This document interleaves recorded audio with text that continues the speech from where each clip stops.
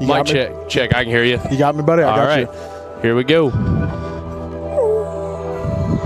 We're on. And welcome in, folks, to Summit High School here in Spring Hill, Tennessee. We are here for Game 2 of Columbia Central versus the Spartans of Summit. If you tuned in yesterday, Columbia got the 9-2 victory over the Summit Spartans. Gavin Bedingfield threw a complete game with only 2 earned runs allowed. So Columbia looking to keep that momentum moving here. I am Matthew Belkin. I've got Drake Pugh here with me, just help him out with the technology a little bit. And he did a solid job for me. He made my life a lot easier. Well, I'm glad to be here and glad to help. It certainly looks like it's going to be a good match tonight. I'm excited to see what happens.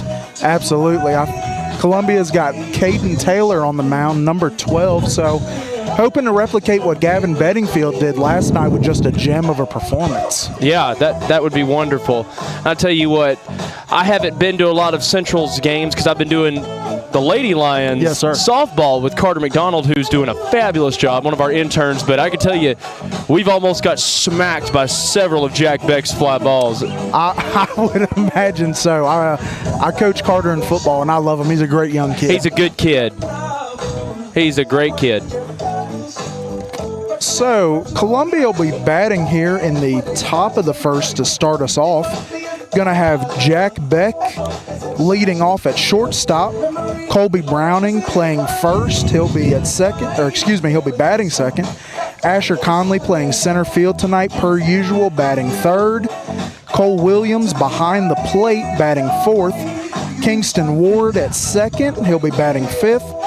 Gabe Leonard in right, batting sixth. Adrian Matthews DHing for the Lions tonight at batting seventh.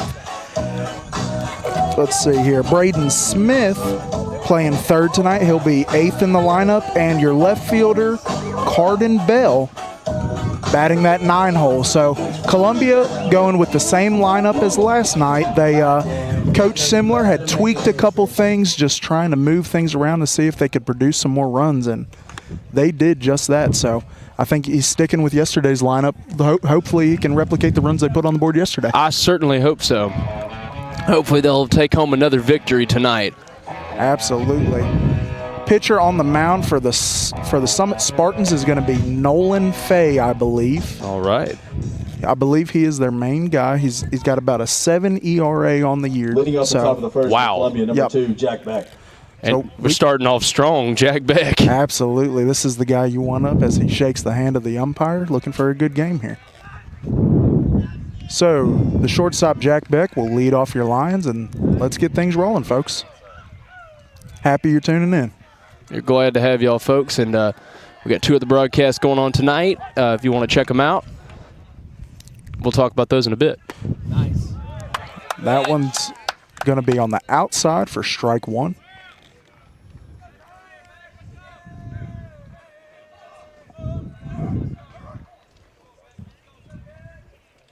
Here comes the 0-1.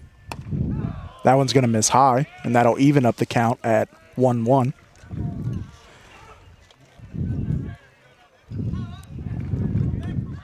Come on, Jack Beck. Let's make something happen here, buddy.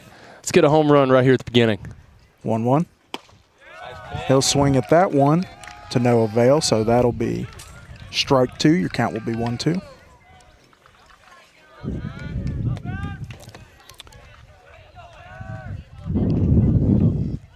I know Jack can hit it hard. Absolutely. Here comes the 1-2. That'll miss outside to even up your count at 2-2. And you know, if you're a pitcher on another team, it's hard to go against him because anything you put over the heart of the plate, he's going to have a chance at just smacking it. Yeah. Here comes that 2-2. Jack's going to hit that one, going a long way, and that is out. Looky there. Jack Beck sends one to left center field. Let's watch that again real quick. Absolutely. Jack Beck getting us started with a leadoff bomb. That was amazing. Now by number 27, Colby Browning. Attaboy, Jack Beck. apologies for the a little bit of lack of excitement in the call. The view we got right here is a little hard to tell if it was going. It is, and this net that we've got is right up on us, so we apologize for that in the picture. Yeah. It's just it's an awkward position. It is. It's impairing our view a little bit, and we're kind of below the field a bit almost, it feels like. Yeah, it does feel like that. So Colby Browning at the plate right now. That one will miss outside for ball one, and the Lions off to a blazing hot start here, getting one on the board early. First batter of the game, leadoff. 1-0 pitch. That one will hit high. That was a pretty pitch too. For strike one. Yeah, it was. There's been some good pitching so far. Absolutely. 1-1. That'll be fouled out of play. Hit the deck. Headed right for the parking lot. Yeah. Someone's gonna have a nice bill on their hands. I hope it ain't my truck. You just got to get lucky. Exactly. This parking lot is not in a favorable position. No, it's not. Here comes a 1-2.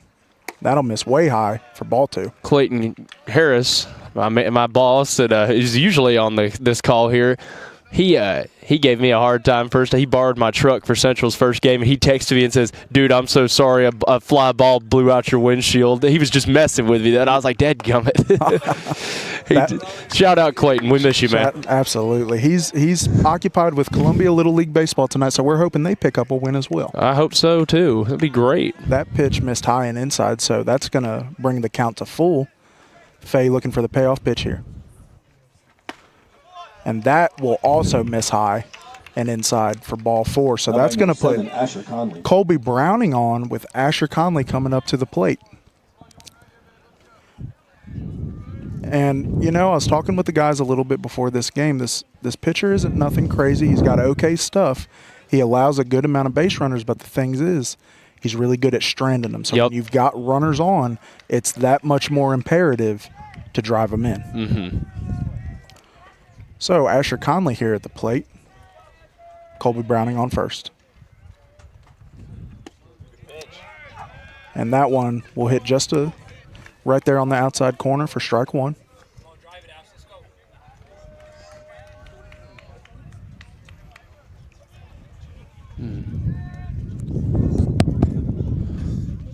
Here comes the 0-1. That'll miss outside, and that'll even up your count to ball one and one strike.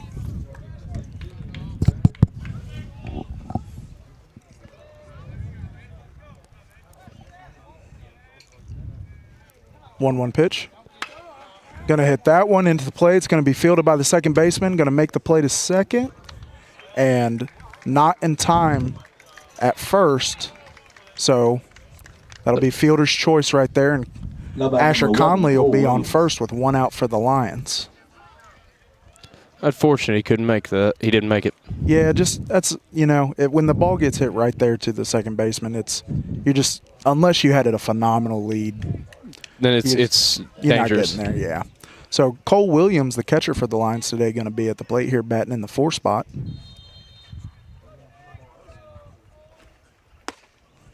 And that'll miss high for ball one.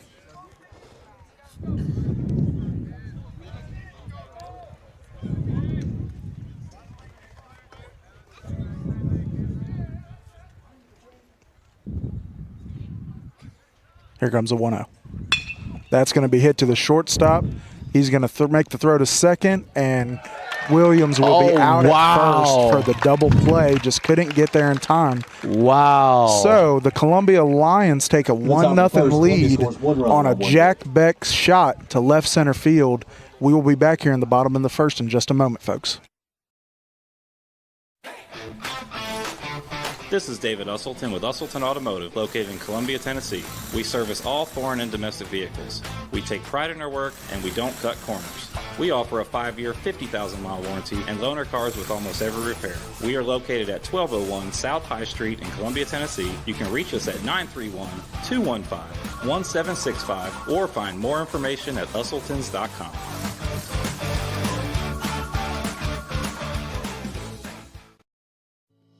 We at Hollins Pharmacy must be doing something right. We've been providing pharmaceutical services in the Middle Tennessee area for over 60 years. The guiding principles of our business are fast, accurate, friendly, personal service. We do not have long waiting lines, and our phone calls are answered by a staff member. We strive to get to know our customers by name, not just a date of birth or number. We are your locally owned hometown pharmacy, and we appreciate your business. We urge you to come visit us at Hollins Pharmacy, 1608 Hatcher Lane here in Columbia.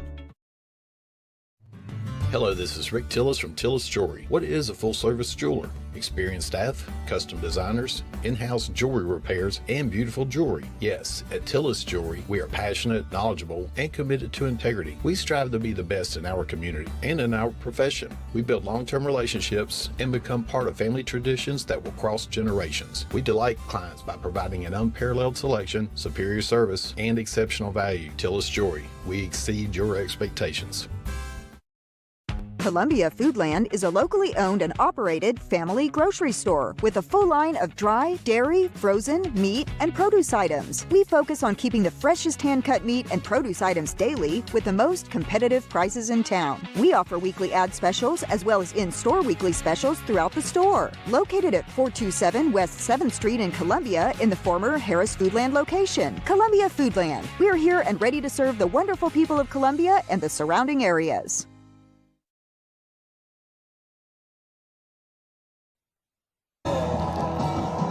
And welcome back, folks, to Summit High School.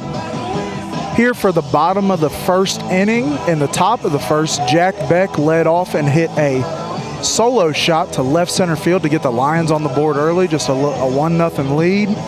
Absolute bomb from him. That's his 9th on the season, I believe. So he's mashing the cover off of the ball right now. He's a spectacular kid, a spectacular athlete.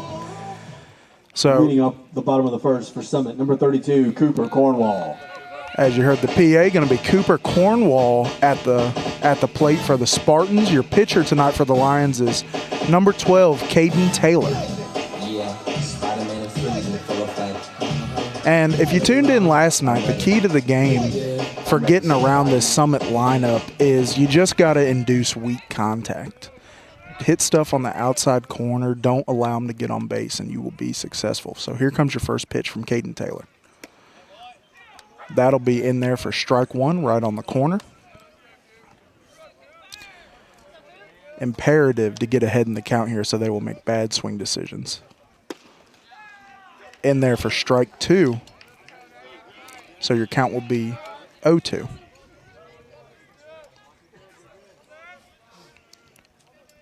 Here comes the 0-2.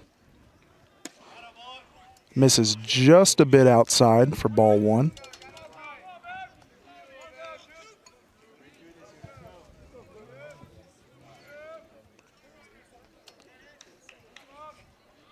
Here comes the pitch. Fouled just over the netting, so your count will remain 1-2.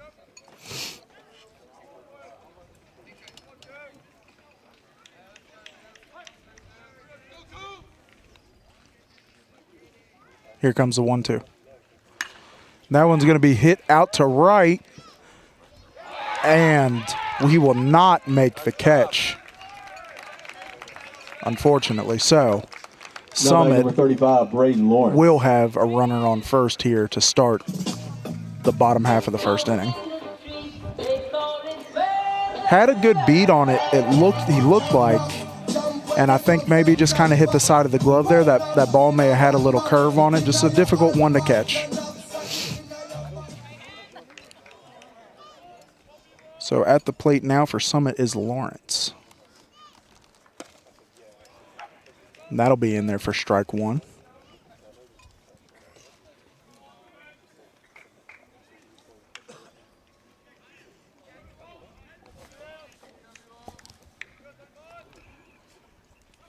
Showing bunt for that 0-1.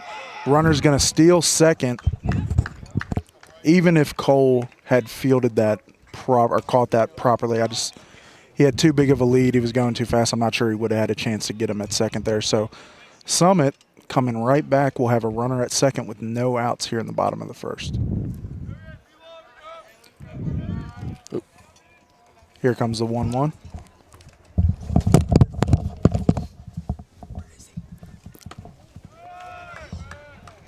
And that will miss for ball 2. Apologies, folks. We got a wasp messing with us here just a little bit. Yeah, it's flying right in my face. There, he's gone now. He's gone now. He's headed out. Yeah, he's going to stop disrupting baseball. Here comes the 2-1.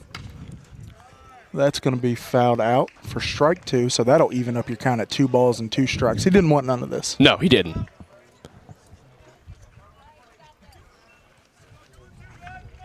So hopefully Columbia can get out of this little jam here with a runner at second and no outs. Here comes the 2-2. That'll miss just outside for ball 3. Just outside. That was right on the chalk, I suspect.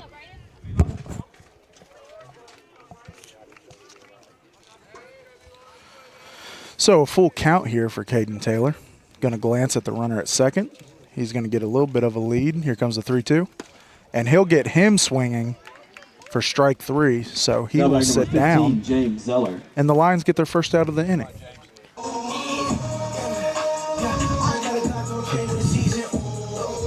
Hopefully the Lions take care of business here, get them back, get back in the batting area. Yeah, just get out of this jam a little bit. So Zeller will be at the plate for the Spartans. And I think Caden Taylor knows. Drake had stepped away for a minute, but it was a fielding error there that allowed that runner to get on. So really they shouldn't even have a runner on right now. No. He's still in control of this ball game. He knows that base runner isn't his fault. Just a normal fielded ball that went wrong. That first pitch will be fouled off for strike 1. So Zeller will step back up to the plate.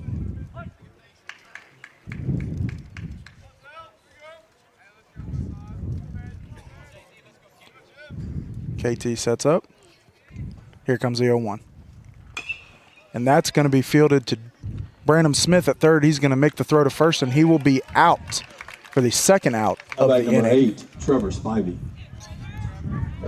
So a runner will be at third for the Spartans here in the bottom of the first. 2 outs on the board. So as long as this runner does not reach on a base hit, should be able to get out of this inning cleanly. I hope so. Here comes the pitch. That's going to be fouled out of play for strike 1. We got wasps attacking us again. Yes, we do. I had one land on my hat just there. Whew. Came right to my glasses. I said, buddy, you are not welcome here. No, this ain't your time. Here comes the 0-1. That's going to be hit out to right field. And goes to dive for the ball. Can't make the grab. Uh-oh. Will be fielded by the center fielder. They're going to try to relay it to third. It's going to be a close play, but he's going to be in there. So just a really tough play to make there. Now batting number 31, Tucker Hendricks. Wow. Dove for the ball. Couldn't make the play. Summit's going to drive in their first run of the game, and they are going to have a runner at third with 2 outs. So Summit ties this one up, and with another runner at third, KT's going to go back and just try to calm them down a little bit. Here comes the pitch. That's going to be a little high for ball 1.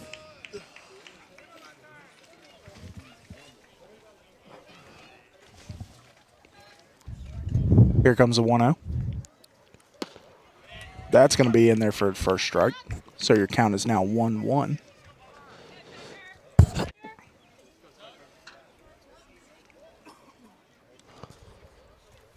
Here comes the 1-1.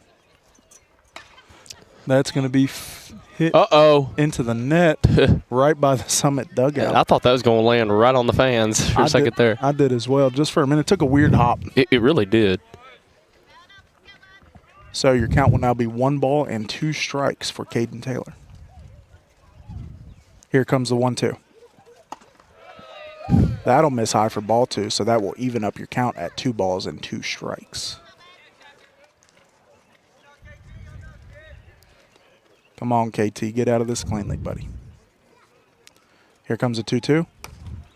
misses just outside for ball 3, so that will bring your count to full.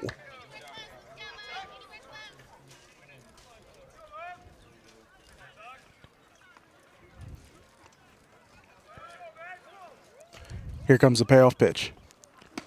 And he will get him swinging for strike 3. So Summit evens the game up at 1 apiece. Columbia will look to come back out and gain the lead again. Hopefully we will be right back in a moment, folks. Hi, I'm Robert Rogers at Parks Motor Sales Buick GMC. And I'm Michael Parks Lawrence at Parks Motor Sales Buick GMC. Together, we're Mr. Bobby Parks' grandsons, and we run his dealership, and we are glad to be part of our local community. Being family owned and operated, we invest heavily in our community. We do things like sports teams, schools, bands, you name it. We try to help everybody we can. The reason why we do this is because we all love this community. So come do business with us, your neighbors, at Parks Motor Sales in Columbia, Tennessee, right off Nashville Highway, or at parksmotorsales.com. This is Trip Stoltz, owner and manager at Columbia Ace Hardware. We have changed our store hours to better serve our community. Columbia Ace Hardware is now open from 7 to 7 Monday through Friday, from 8 to 4 on Saturday, and closed on Sunday. Come see us at 112 East James Campbell Boulevard and let us show you customer service that can only be found at Columbia Ace Hardware. Ace is the place with the helpful hardware, folks. And welcome back, folks, to Summit High School. Matthew Belkin joined by Drake Pugh. Going to have Kingston Ward here at the plate for the Columbia Central Lions. Summit was able to equalize the score there in the bottom of the first, so back here in the top of the second, hoping to put a few more runs on the board. That'll hit right on the edge for strike 1.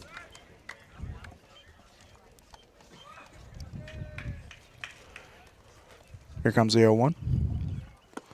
And that'll miss low and away for ball 1, so that will even up your count to 1-1.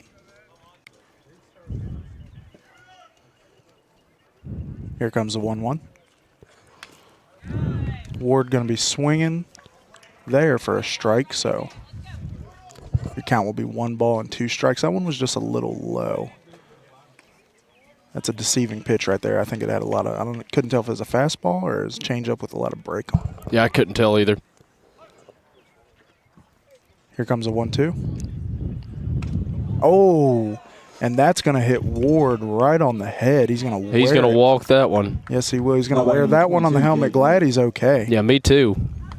Came in a little high, so the Lions again will have a base runner at first. And this will bring the right fielder, Gabe Leonard, to the plate. Had a tough time in right field there at the bottom of the first. Hopefully just going to forget about that, not let it roll over to the plate, and make something happen here. Here comes the pitch to Gabe Leonard. He's going to show bunt. Come on, Gabe. Ward's going to advance to second. Gabe's going to be out at first, so he will advance the base runner. Number 17, Adrian Matthews. Good sack bunt there by Gabe. He did his job there. Yes, he did. Good job by Gabe. He was out there to advance the runner, and he did just that, and he did it on 1 pitch as well. Yeah. So this is going to bring the senior, Adrian Matthews, to the plate, hopefully looking to drive in Ward here. Matthews is DHing today.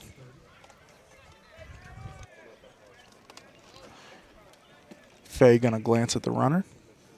Here comes the pitch. That one's going to be fouled down the left field line for strike 1. And we talked about it a bit before the game amongst the team. This pitcher, he'll allow some base runners, but he strands them. And so he's just good at getting out of these types of jams. So it's like I said earlier, it's imperative to drive in runners here. Here comes the 0-1. And Adrian's going to get all of that one. And that's out of here to left center field. Adrian Matthews with a 2-run shot to left center field, just about the same exact spot Jack Beck hit his. So Columbia going to get back on top with a 3-1 lead here in the top of the second. Good job by the senior, Adrian Matthews.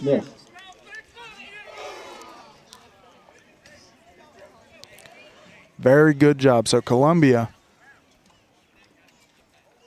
gets a 3-1 lead here in the top of the second.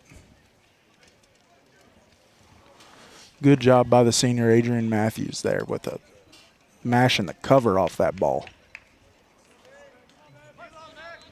So Brandon Smith at the plate here.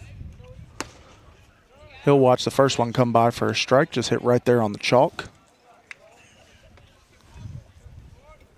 So your count will be 0 balls and 1 strike. Here comes that 0-1. And that'll be right on the corner as well. So down in the count early here for Branham. Count's going to be 0-2. Here comes the 0-2. Oh, man, and that's... Wow.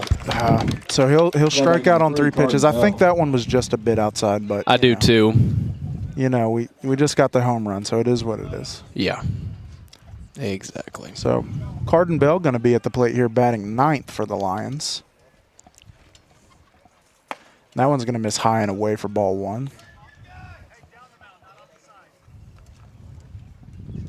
And folks, we thank all of you for viewing tonight so far. We thank all the listeners, the viewers out there. That's a swing and a miss, it looks like, isn't it? Or was that outside? That was outside, so he held up for ball 2 there. Yeah, we thank all the viewers at home. We have a phenomenal time every day getting to talk to y'all every day we Absolutely. play. This is a blast for us. We hope it's a blast for y'all. Here comes the 2-0. And he's going to swing at that one. That one was just a good bit high. Yeah. So that'll be strike 1. Your count will now be 2 balls and 1 strike.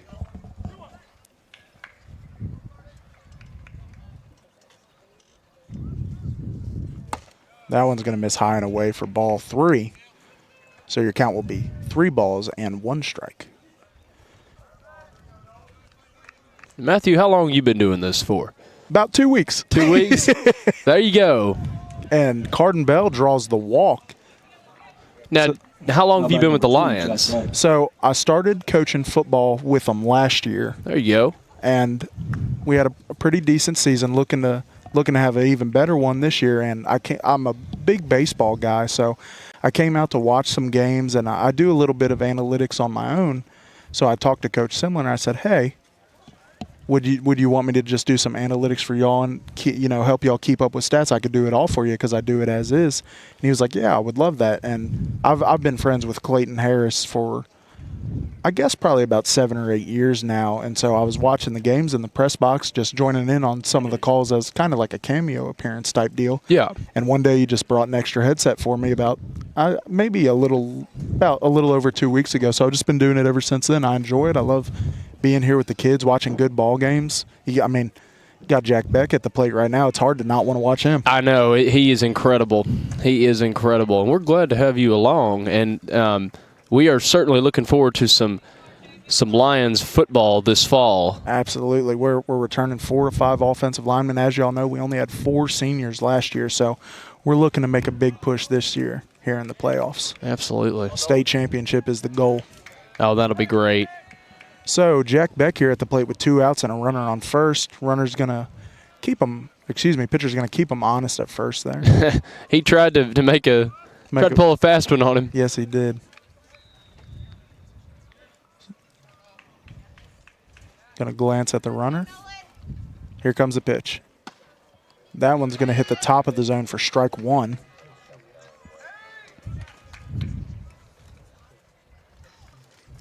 So Jack Beck just going to readjust here. And as we know, Jack can send one out at any time, as he did in the top of the first. Oh, yeah. And he's going to get good contact on that one. That one might be in no man's land. And now the center fielder will make the play on that one. A spectacular play there. Thought it might get down, but he had a good read on it, I guess. Yeah, here's the replay right here. Just to show. It was one heck of a hit. Yeah, it was. He got good contact on it. The processor's right there. I mean, that was quite a catch, too. Oh, yeah. Good diving catch there. You can't really see it, but yeah, it was a great hit, though. Absolutely. So, folks, we will be back at the bottom of the second. Columbia takes a 3-1 lead off of an Adrian Matthews shot to left center field. We will be back in a moment, folks.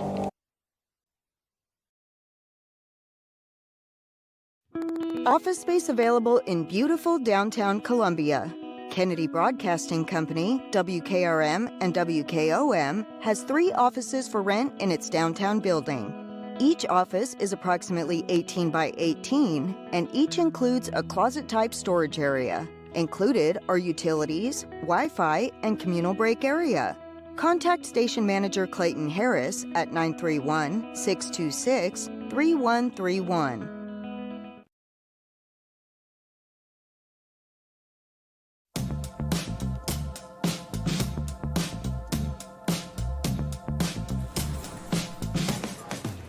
Do you wanna be a bad man? Yes, you do. Do you wanna taste sweet salvation underneath the summer moon? Do you need another hand now? Yes, you do. Go see Miss Josie down on Columbus Avenue.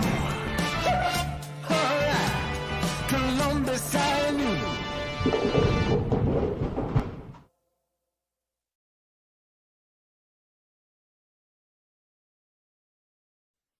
Number 7. And welcome back, folks, to Summit High School.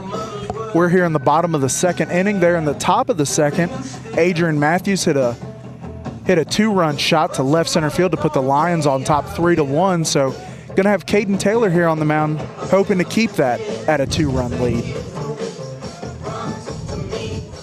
It's certainly been a great game so far. It has a lot of fun, always some great hits. Here comes that pitch. And KT is just going to nick him, I believe. Wasn't able to get a good view of that, but he's going to hit him. So the Summit Spartans will have a runner at first to lead off this inning, unfortunately.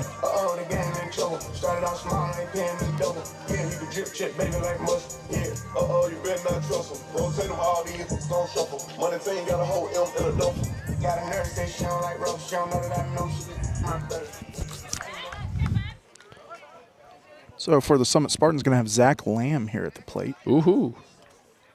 Here comes a pitch. And I guess that'll miss high for ball 1. I thought it was in there. I don't have a great view, but I thought it was in there.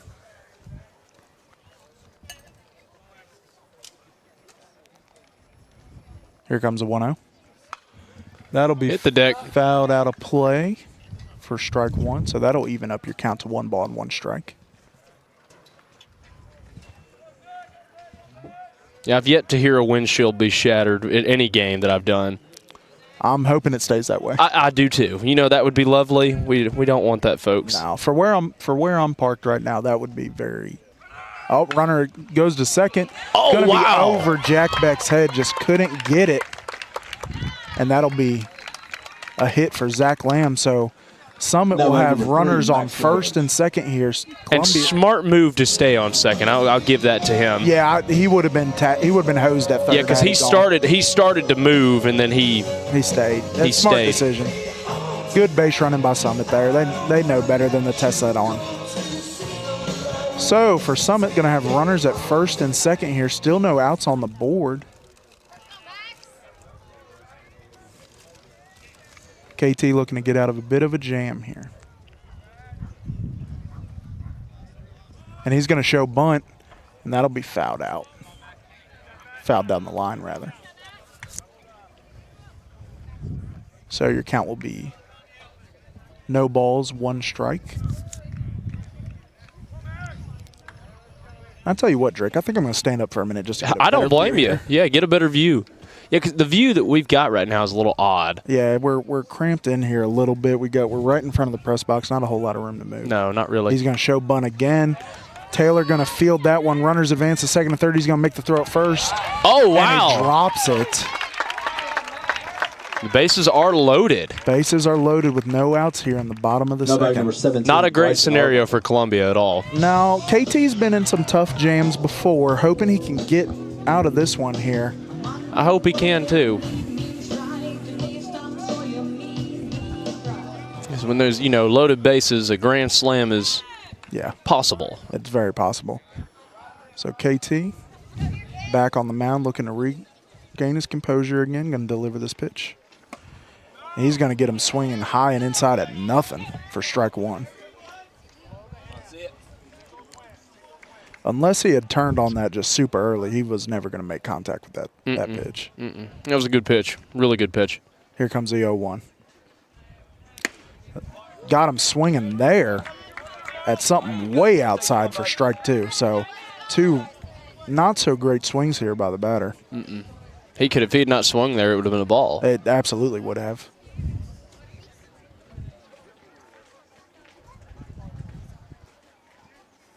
Here comes the 0-2. Gets him swinging on 3 pitches. Good job, Caden Taylor. Number 32, Cooper Cornwall. So Columbia will get their first out of the inning on a 3-pitch strikeout by Caden Taylor with the bases loaded. And you know, when you get in this type of jam, you got to be aggressive, and that's what you got to do to get out of these jams, because if they make contact, they're probably driving a run in. If they make contact in inning capacity, something's going to happen. Absolutely. So 1 out on the board here. Here comes a pitch. And that one will miss low for ball 1, I suspect. It was pretty well in the middle. It had to have just been low. Yeah. So your count will be 1 ball and no strikes. Here comes that 1-0 pitch. And that'll miss outside for ball 2. So KT falling behind in the count here with bases loaded. This is not a position you want to be in. He's going to have to regain his composure and get this out. Just got to put him in the zone and hope he doesn't do nothing with it. Here comes the 2-0. That'll miss outside for ball 3. So he has no choice but to put one in the zone here. Yeah. I hope this guy hits an out. Yeah.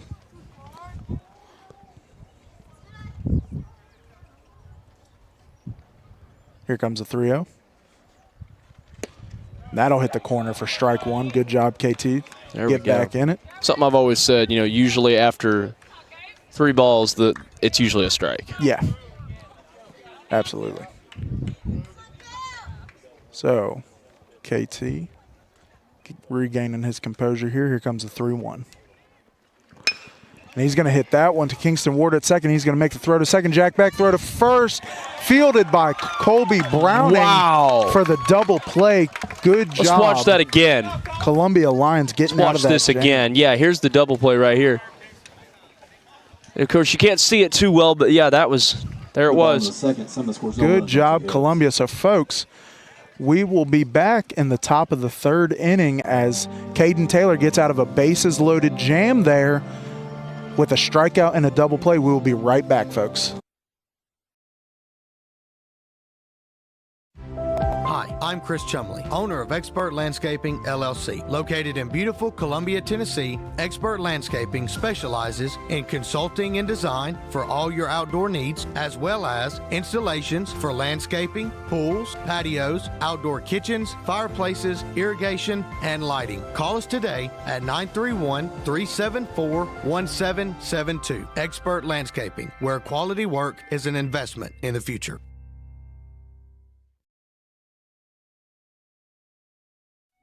Hello, I'm Rick Whitley. And I'm Daniel Pollard from Jones & Lang Sporting Goods. We would like to take this opportunity to thank all of you for the many years of support. Since 1966, Jones & Lang has been locally owned and operated and supplying teams from T-ball to college. Stop by and see what we can do for you. We offer a wide variety of services from silk screening and embroidery to our custom trophy and awards department. We're open Monday.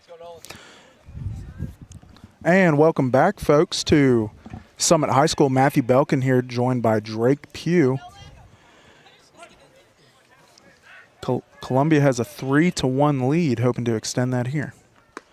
That'll miss outside for ball 1. And if you were watching just now a minute ago, Caden Taylor loaded the bases, was able to get a swinging strikeout, and then induce some weak contact for a phenomenal double play. Oh, and that one, he went to hold up on that one. It's going to be a tough play, but he makes it. I think he went to hold up there, but the ball just kind of, just made a little bit of contact. So not what he was looking for, but no, it happens though. Number 7, Asher Conley. So Colby Browning will ground out there to the second baseman. Going to have Asher Conley here at the plate. 1 out on the board for the Lions. Here comes the pitch. And he'll hit that one, a weak grounder to the pitcher. He'll make the play at first. Dang. So 2 quick outs for the Lions, not what you want to see. Not at all. Now batting number 11, Cole Williams. And that will bring the catcher, Cole Williams, to the plate. So 2 quick outs. Need to have some quality at bats here. Can't give them easy outs. No, not at all.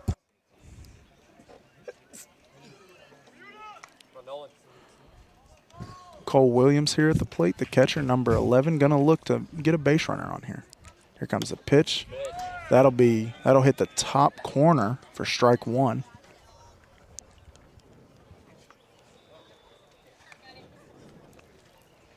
Oh, 1 pitch. And that'll miss. Oh, okay. That'll hit the outside edge for strike 2. I thought that was a bit outside. Huh. Guess it's a relatively big zone tonight. Nothing crazy. Still some respectable zone here. So here comes the 0-2 pitch. And Cole's going to get a hold of that one. That'll be hit to center. That'll what get a hit. down. Good job by Cole Williams. He has been scorching hot recently as Coach Simler moved him up to 4th in the batting order because of how hot he has been. So Ethan Sisk, number 6, will be the courtesy runner for him. Or excuse me, as Gavin Bedingfield will be the courtesy runner for him. Last night's pitcher who went the whole way for a complete game with 2 earned runs. So Kingston Ward going to be at the plate here with a runner on first for the Lions, 2 outs. Pitcher's going to check on on Bedingfield at first. He'll get back safely.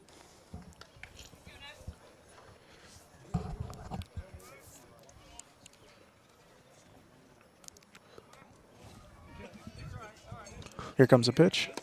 That'll miss outside for ball 1. Good catch good stop by the catcher there, excuse me. Absolutely. Bedingfield in a fairly athletic stance. 1-0 pitch. And that'll be in the zone for strike 1. I guess it's a standard zone for height, but I think it's a little wider than the normal zone because there's some pitches just a bit outside of the chalk that are getting called strikes. Here comes a 1-1. Swinging at a low and away pitch there for strike 2. And folks, as you may have overheard, these Wasps are relentless. They don't know personal space. They don't. That is not in their vocabulary, Drake. No, it is not. So count will be 1 ball, 2 strikes. Here comes a 1-2. That'll miss a good bit outside for ball 2, so that will even up your count at 2 balls and 2 strikes. And we've got a fairly old wooden press box here behind us. If I would really just suspect there's probably a wasp nest up in there somewhere. Oh, yeah, probably. Here comes a 2-2. Gonna get bat on that one. Gonna make the throw at first, and that's gonna be off. Whoa. And so runners are gonna advance to second and third. Oh, Bedingfield's coming for home. Oh, went out of play. He's gonna have to return to third. Oh, man. Ump throws his arms up there to signal that the ball went out of play. So Columbia will have runners at second and third here with 2 outs, and Gabe Leonard at the plate, the right fielder. Number 22, Gabe Leonard. And you know, Coach Simler moved Gabe around in the lineup based off of how he hits with runners in scoring position. So hoping that change pays off here again. He's had a hot bat as well. Can't bunt here. I don't suspect, at least. Here comes a pitch. And again, I feel like that's a little bit outside, but I guess I'm wrong. So yeah, it looked outside to me, so I got to correct what I put on there. A wide zone today, folks. It's not, at least it's consistent. Yeah, exactly. Here comes the 0-1.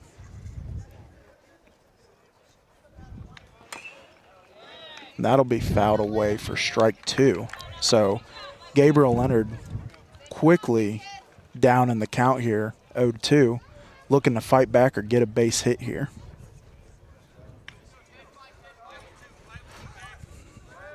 And we talked about it. This is a tough position to be in because this pitcher, he lets these base runners on, but he strands them. So this is where it is imperative to drive them in. Here comes the 0-2. And Gabe's going to get metal on that one, but it's going to be hit right to the shortstop for the third out. And so Columbia unable to put any more runs on the board despite the runners. We will be back for the bottom of the third in a moment, folks. Hello, I'm Rick Whitley. And I'm Daniel Pollard from Jones & Lang Sporting Goods. We would like to take this opportunity to thank all of you for the many years of support. Since 1966, Jones & Lang has been locally owned and operated and supplying teams from T-ball to college. Stop by and see what we can do for you. We offer a wide variety of services from silk screening and embroidery to our custom trophy and awards department. We're open Monday through Friday, 8 to 5, and Saturday, 9 to noon. Remember, Jones & Lang Sporting Goods, the look of a winner. Mezcal Cochina Mexicana. Delicious food and amazing service at an affordable price. Mezcal Cochina Mexicana. Located off of Nashville Highway in Neapolis, near Spring Hill High School. 2504 Care Lane. Authentic Mexican cuisine. Full menu. Family dine-in. Takeout. Delivery. Offering the best cocktails in the area. On the rocks or frozen, pair your meal with our famous margarita. Don't forget, Mezcal Cochina Mexicana for your next meal. Check us out on Facebook. Visit Mezcal Cochina Mexicana today. Proud supporters of the Front Porch Sports Network.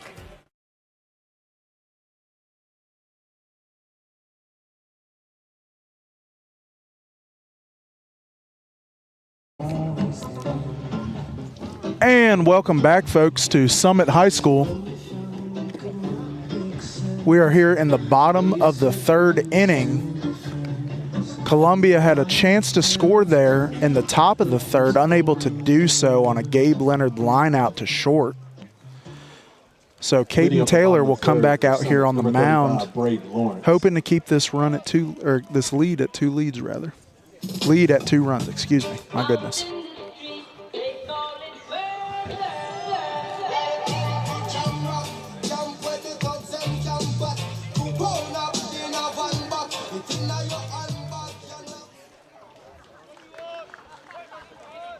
First batter going to be up here for Summit. Here comes a pitch.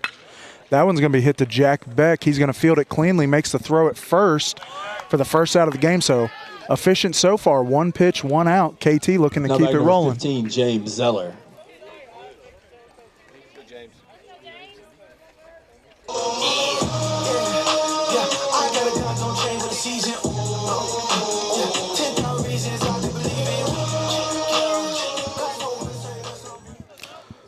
So efficient first batter there for KT. Here comes the pitch. That'll be in there for strike 1.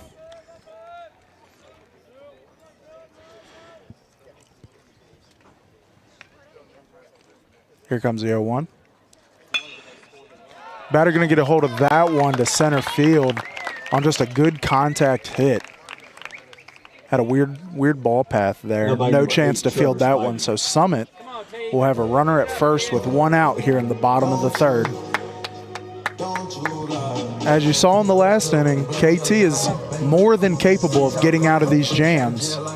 So he's just going to have to replicate what he did in the last inning, maybe get a swing and strike out here and then a ground out, just anything to keep Summit off the board here. He's more than capable of doing so. Here comes a pitch. And that'll be fielded towards the Summit dugout for strike 1. Excuse me, that'll be fouled towards the Summit dugout for strike 1.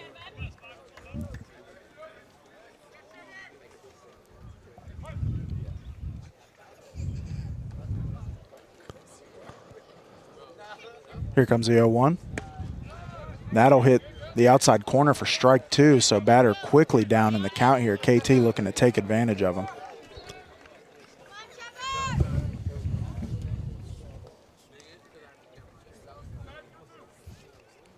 Here comes the 0-2. That'll miss low and away for ball 1. I think KT was going to see if he could get him chasing there just a bit, but to no avail.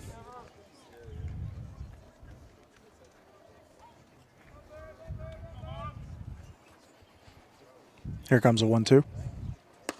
And he's going to get him swinging for strike 3. And so KT gets his second out of the inning. Looking to put him away here.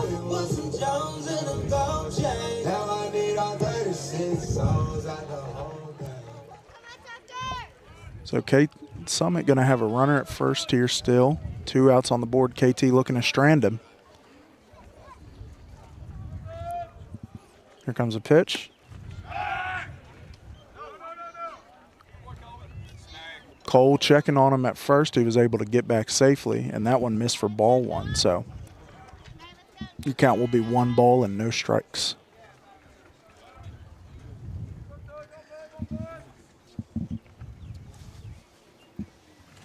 That one's going to be hit to KT, going to hit him in the foot. Braden going to pick up the ball. Brandon, excuse me.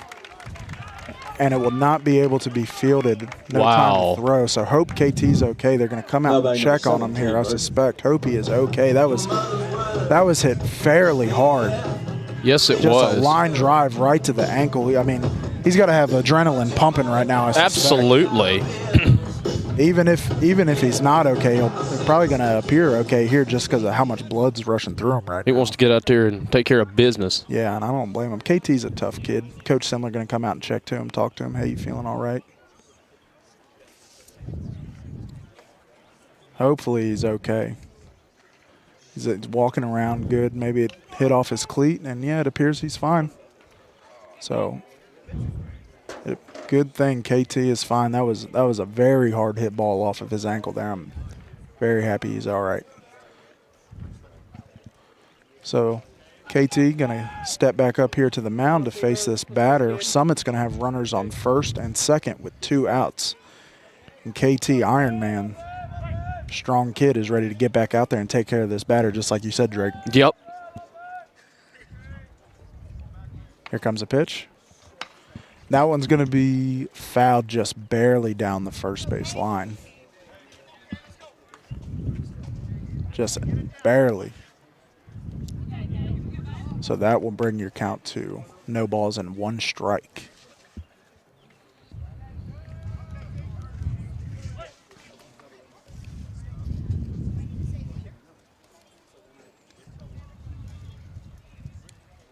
KT glances at the runner at second. Here comes the 0-1. That'll miss outside for ball 1. Zone is wide, but not that wide. Yeah.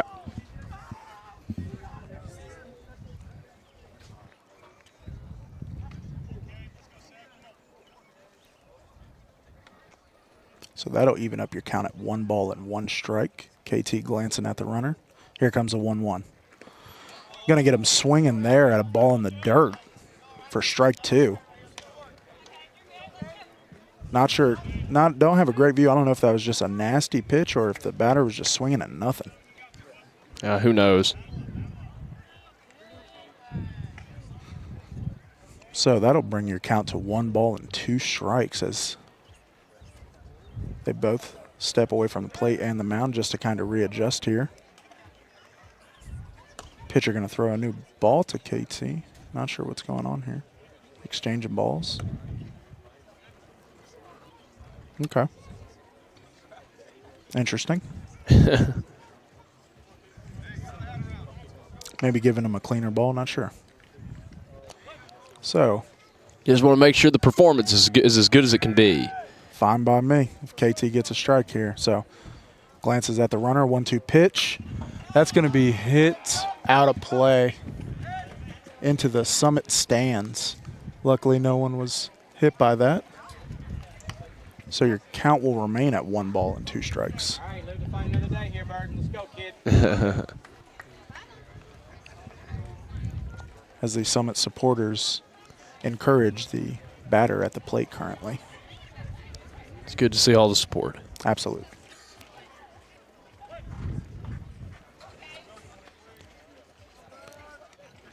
KT sets up. 1-2 pitch. That one will be hit. Nice clean clunk. Yeah, right there off the pole that the net is strung off of.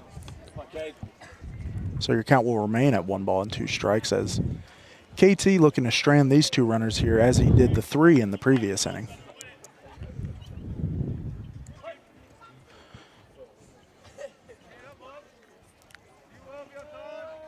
Runner at second has a healthy lead here. Here comes that 1-2. Oh, and that's going to miss just high, I guess, for ball 2. I thought that was in there. That seemed like a good strike, but apparently not. So That will even up your count at 2 balls and 2 strikes. I think the processor's right there. I would say that's a strike, but to this umpire, I believe it was not. So just got to get back in there and battle and find that zone. Here comes the 2-2. He's going to get good contact on that one. That one's going to be fielded by Gabe Leonard and right. There it is. And there are 3 outs for the Lions. KT stranded 2 runners there. Columbia Central holds on to that 3-1 lead. We will be back in the top of the 4th inning in just a moment, folks. This is David Usselton with Usselton Automotive, located in Columbia, Tennessee. We service all foreign and domestic vehicles. We take pride in our work, and we don't cut corners. We offer a 5-year, 50,000-mile warranty and loan our cars with almost every repair. We are located at 1201 South High Street in Columbia, Tennessee. You can reach us at 931-215-1765 or find more information at usseltons.com.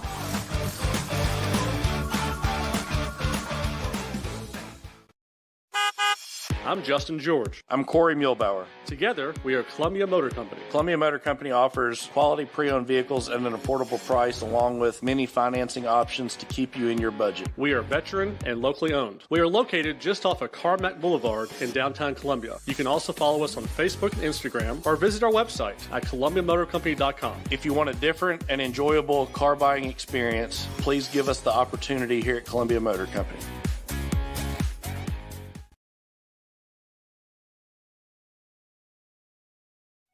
Hello, I'm Rick Whitley. And I'm Daniel Pollard from Jones & Lang Sporting Goods. We would like to take this opportunity to thank all of you. For 4th for Columbia, number 17, Adrian Matthews. Welcome back, folks, to Summit High School. KT got some runners on there in the bottom of the 3rd, able to strand them at 1st and 2nd. Going to have Adrian Matthews here at the plate. He homered on a 2-run shot to left center field earlier in this ball game. As the umpire stops play for just a moment. I'm not sure what was happening there. So Adrian Matthews is going to be here at the plate. Here comes a pitch. He's going to watch that one come across for strike one. That was just on the outside corner. That's a pitch you want to lay off of because traditionally that's just not going to be in the zone. So here comes the 0-1 pitch. Going to get good contact on that one. Going to be hit to left center field again. That's going to get down. He's going to make the trot to second. Going to try to make the play, and he is in there for a lead-off double for the senior, Adrian Matthews. So Columbia will have a runner on second here with no outs, hoping to take advantage of it.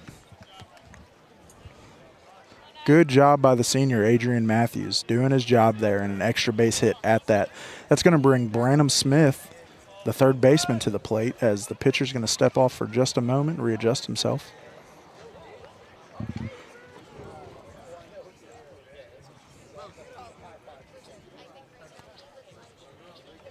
Here comes a pitch. And that'll miss low and away for ball 1, and it's going to get passed by the catcher. So Adrian Matthews is going to advance to 3rd there. And so the Lions will have a runner at 3rd with no outs. So they are in a fortuitous position right here. Get some more runs on there. They're in a great position. Absolutely. Runner on 3rd with no outs. Can't ask for much more. No, you can't. So after that pass ball, your count's going to be 1 ball and no strikes. Branham Smith still here at the plate. Here comes the 1-0. And Branham's going to make decent contact, but that'll be fouled out of play for strike 1. Just fouled right over the right field wall. Pretty deep.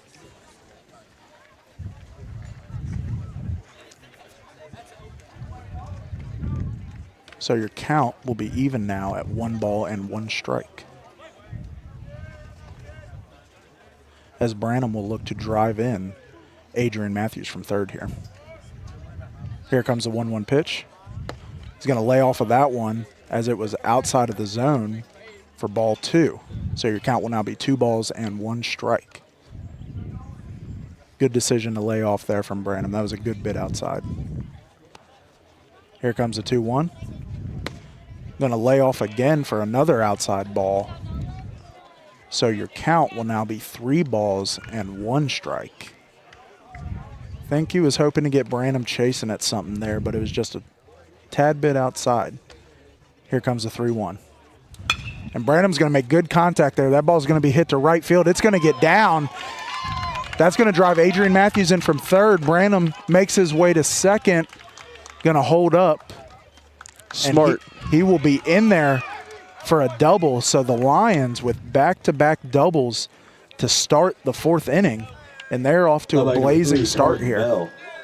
You know, if you tuned in last night, Columbia scored majority of their runs in the fifth inning. They put up a 7-run fifth, I believe. So the scoring here is a much more spread out thus far. They had 1 in the top of the first, 2 in the top of the second, and 1 so far here in the top of the fourth. So they're just putting it on in any inning they can. Going to have Carden Bell here at the plate, the 9-hole hitter, with Jack Beck on deck and a runner at second. He's going to show bunt, and that's going to be high and inside for ball 1.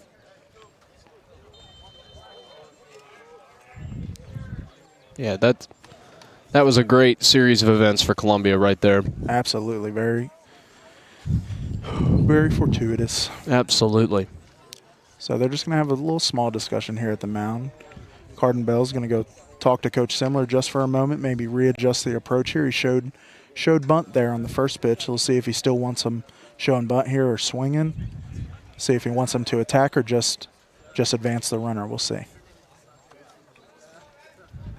So he'll step back up to the plate. Branham Smith on second.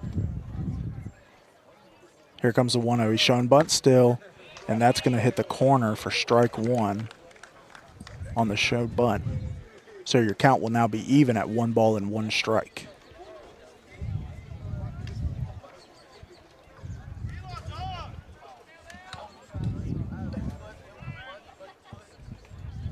Here comes the 1-1.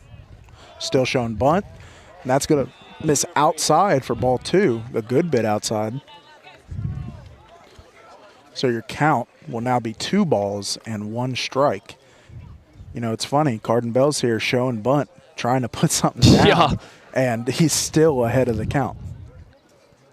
So I don't know if this pitcher's command is off a bit, or I'm really not sure what's going on here. Hard for him to find the zone. Here comes the 2-1 pitch. Showing bunt again, and I guess that's going to be low for ball 3. I suspect. Yes, that is low for ball 3. So Carden Bell way ahead in the count here despite showing bunt all 4 pitches of this plate appearance thus far. It's crazy.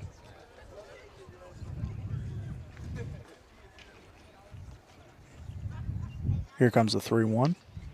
Showing bunt again. And that one's in there at the top of the zone for a strike. So now the bunt has been taken away. And the count will be full. So he will either take here or swing.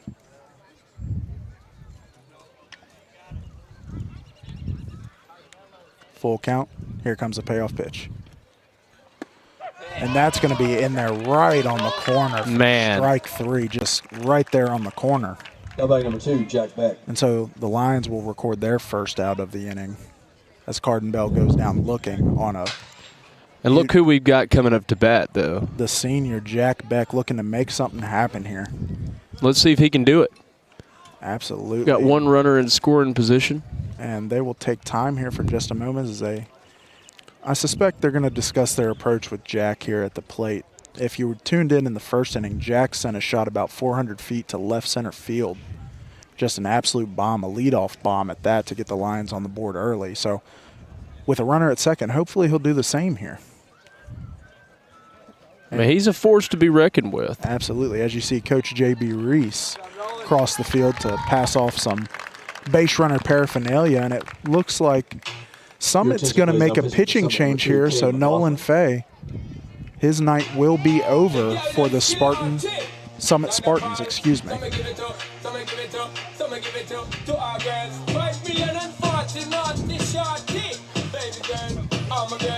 And, you know, he did a good job. He really did. Yeah, I mean, this Columbia lineup is hard to pitch against. When they're on and they're making good contact and they have good quality at-bats and they're making smart swing decisions, it's they're so the power and the contact is so evenly distributed throughout the lineup that you can't avoid any one at bat to get to the next batter because it's just so spread out. They're going to produce runs at any point in the lineup. Now it favors the top half a little bit, but they're stout from top to bottom, and so they're hard to pitch around. They can produce runs 1 through 9. Every spot in the lineup is capable of making contact and getting on base.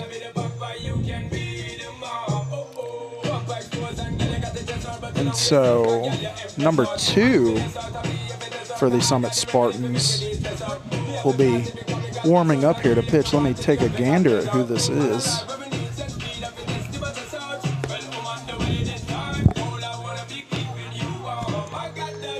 This is Cade McLaughlin. Let's see if I've got anything on him real quick. I'll tell you, both teams have held their own tonight. They really have, even though the Lions are up by 3 runs right now. Spartans have held their own as well. Absolutely. So Cade McLaughlin on the season, number 2. I don't want to say an inexperienced pitcher, just doesn't have a whole lot of innings pitched. He's sitting at 5 right now, so nothing crazy. He has a 10.8 ERA on the season with an exactly 2.0 whip, so that is 2 base runners allowed per inning. Relatively low batting average allowed, though, only sitting at 190. So he's going to look to make something happen here for the Spartans. 5 innings pitched on the season, coming in at a tough spot for the Spartans here. You've got Columbia up at the plate here, and Jack Beck at that with a runner on second. So, a pitcher with not a whole lot of innings pitched. I'm not exactly sure this is who you want seeing Jack Beck, but I'm not a baseball coach, so. Oh, I'm not either. And that's probably the smart decision there to just put him on. Yeah. Now batting number 27, Colby Browning. So Jack Beck will be intentionally walked, and he will be put on at first base. Branham Smith remains at second base. So the Lions will have a runners on first and second with 1 out here, and Colby Browning at the plate. And, if I'm Colby, I feel a little bit disrespected right now. Yeah. You're going to put Jack on just to face me? Well, come on, Colby, make him pay for it. Yeah. Here comes a pitch. That's going to come across for strike 1, just right there on the outside. So your count will be no balls and 1 strike as Colby looks to drive in some runners, hopefully. Pitcher going to glance at the runner at second here. Here comes the 0-1. And that's going to miss outside. Runners are going to advance to second and third. They're going to try, but they're going to try to no avail. So runners advance to second and third for Columbia. Still 1 out on the board here. Wow. So good situation there for the Lions on the pass ball. They're in scoring position. Yep, good base running there. Good job to stay alert and advance on the bags. So Colby Browning still at the plate here. Going to be an even count, 1-1. And that one's going to be low for ball 2. So after falling behind in the count, 0-1, going to get back ahead of the count, 2-1. That's where you want to be. Yes, sir. Produce quality at-bats when you do that. So here comes the 2-1 pitch. That one's going to miss low and away for ball 3. So really ahead in the count here for Colby Browning. Absolutely. Looking to load these bases, hopefully. Pitcher glancing at Jack. Here comes the 3-1, and that's going to miss outside. And he'll walk. Yes, he will. But for ball 4, so Colby Browning will be at first. And we've reached my favorite scenario in baseball, and that's bases loaded. Bases loaded, and they, Landon Sechrist calls me the Grand Slam lobbyist. In this scenario, I will support that name because I would love to see a Grand Slam here from Asher Conley. And Asher Conley started off the season, but roughly the first 15 games or so, extremely hot, holding his own with Jack Beck. Slowed down just a bit, but still an extremely productive bat. Here comes the pitch. He's going to hit that one. He's going to be fielded by short, and he will be safe at first. That's great. And one run was brought in. Absolutely. So Branham Smith's going to come across the plate to add an extra run on the board for the Columbia Central Lions. Summit unable to Now bag number 11, Cole make Williams. the double play there, so Columbia will extend their lead to 5-1. That was pretty close, though. Yeah, with the amount of time that the ball spent on the ground to get to short, and it wasn't really a clean transfer, I suspected he was going to be in there at first, so glad to see that happen. Yeah.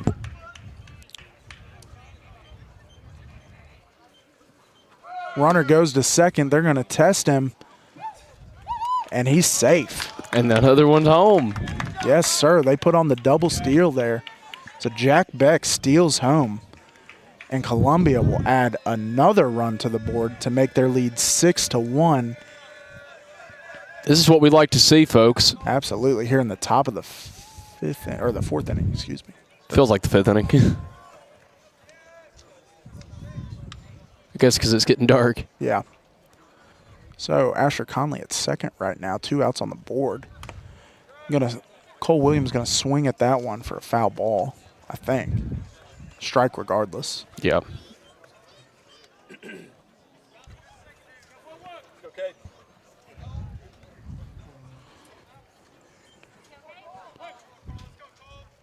As the ump signals a 1-1 count there. Here comes a 1-1. That one had a lot of break on it as it came across the plate. I suspect it hit the front of the plate as it was breaking, so that'll be strike 2 for Cole Williams. So your count is 1 ball and 2 strikes. Here comes the 1-2. Cole's going to get contact on it, going to be fielded by second. He'll make the throw to first. And so Columbia able to put 3 more runs on the board there in the top of the 4th inning. The top of the 4th. Columbia Just a lot of hits and a lot of runs. They're doing their job. We will be back in a moment, folks, in the bottom of the 4th.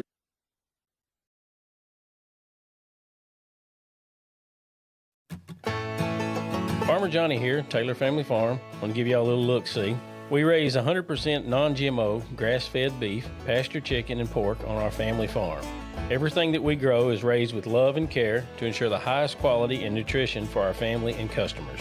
You can shop online at TaylorFamilyFarmTN.com or visit our farm store in person at Etheridge, Tennessee at 301 Dave Reisner Road. That's TaylorFamilyFarmTN.com for more information. Is your insurance up to date in today's world? Foster Insurance Agency is an insurance agency you can depend on for your commercial and personal insurance needs. Foster tailors insurance coverage to meet your unique requirements stemming from years of experience and represents several top-rated companies such as Erie Insurance. Call Mike Ford or Jimmy Ford today at 931-388-8365 or stop by their convenient Columbia location at 204 West 4th Street. Foster Insurance, serving Middle Tennessee since 1952. Hi, I'm Jimmy Ford, Foster Insurance Agency here in downtown Columbia. We've been here since 1952, located at 204 West 4th Street. We specialize in commercial insurance. We write home, auto, and life insurance.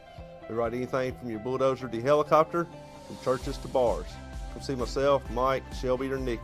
We'll be happy to take care of you. We specialize in service.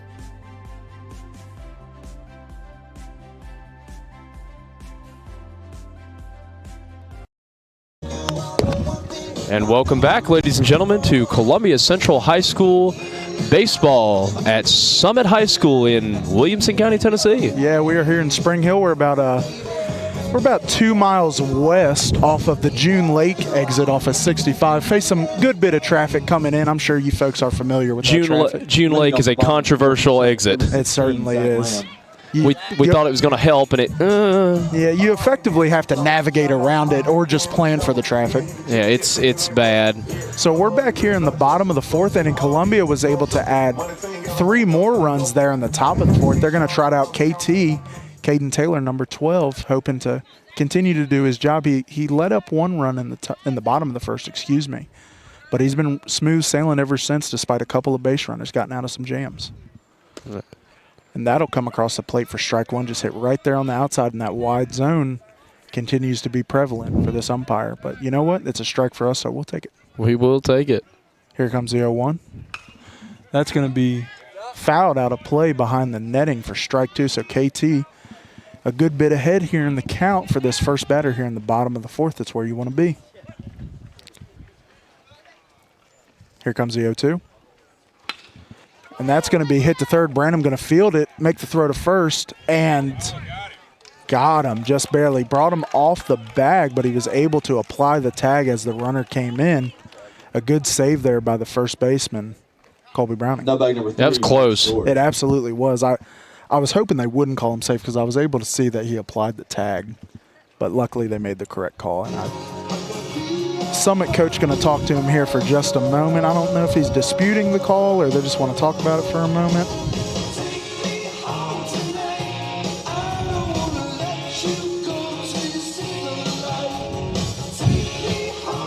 And they confirmed the call about, as you saw, the runner was standing there at first hoping they would call him safe, but that was the correct call. He was out. Colby was able to apply the tag there just on his arm sleeve as he passed by, so that's the correct call. Glad they stood with it. So KT gets one out early, looking to get another one here. Comes the pitch. That one's going to be hit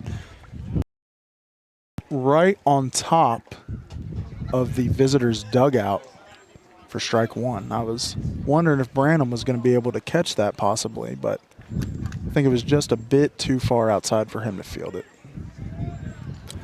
So KT ahead in the count here.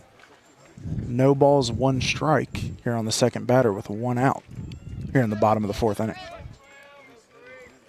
KT has endured some base runners, but he's been smooth sailing. And that one would be in there for strike 2, so he'll get ahead of the count 0-2 again.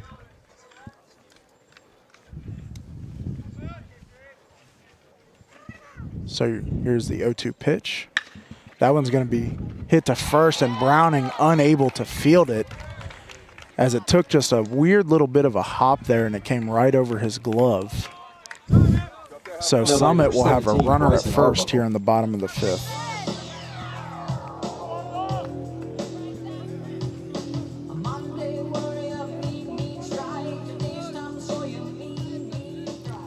So KT's really been doing relatively fine. Just a couple of fielding errors to allow these runners on. One by Gabe Leonard earlier there in the 1st, and one by Browning there. Here's the pitch. That's going to be fouled out of play into the parking lot for strike 1.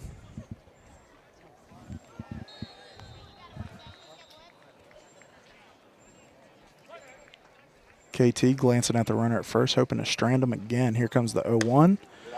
And that'll be outside for ball 1, so that will even up your count to 1 ball and 1 strikes. Thinking he was seeing if he could just get him chasing at something there, get him to offer, but to no avail.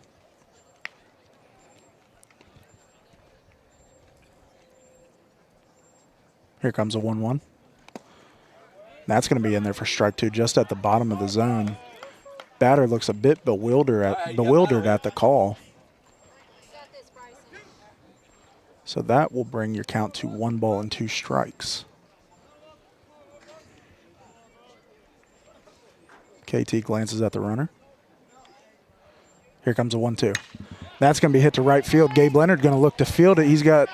That's going to get down. Just unable to get a beat on it. Just took a weird hook there. Unable to get a beat on the ball. It got down for a hit. So Summit going to have runners at first and second here with 1 out. And this is going to bring Cornwall to the plate. And Cornwall is the leadoff man.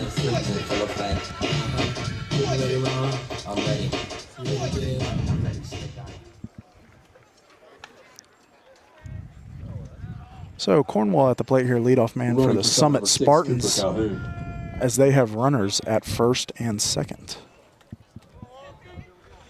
And as we get a scoring update from Clayton Harris, Baird Financial is 1-0 after a 2-1 win over Michael Johnson's Chill Factor. Whew! Here comes a pitch. That one's going to be fouled out of play into the parking lot. Or just short of the parking lot, rather. So KT gets ahead in the count here. No balls, 1 strike.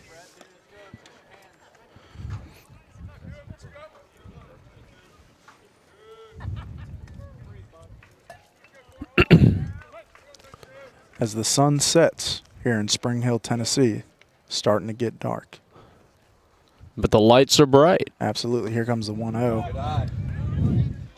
Batter's going to take there for ball one. I think he was leaning in just a bit, trying to wear that one on the arm and get another base runner, but did not lean in enough. So that will even up your count at 1 ball and 1 strike. KT glances at the runners. Here comes the 1-1. That's going to miss high and away for ball 2. So as KT tries to regain his composure here and strand these base runners, Columbia finds himself ahead 6-1 with 2 runners on here and 1 out for the Spartans. Here comes a 2-1. Woo! And that one will be fouled away for strike 2.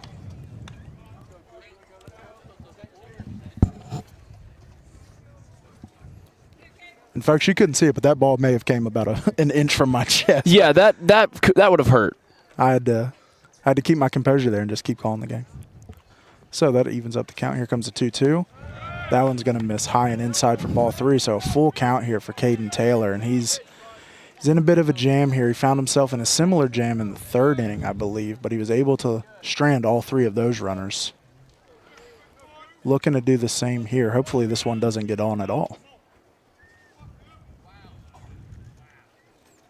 Here comes a payoff pitch, and that's going to be low for ball 4. So Summit again has the bases loaded. 35, Braden Lawrence. Not what you want to see if you're Columbia. Absolutely not. But they did get themselves out of this situation earlier. Yes, they did. KT was able to get a swinging strikeout rather on 3 pitches, and then they induced the double play. So we're actually in a better situation here because earlier when we had bases loaded, there were no outs. Now we at least have 1 to work with. So even a double play just gets us off the field here. Yes, it does. So bases loaded. KT looking to get out of the jam here.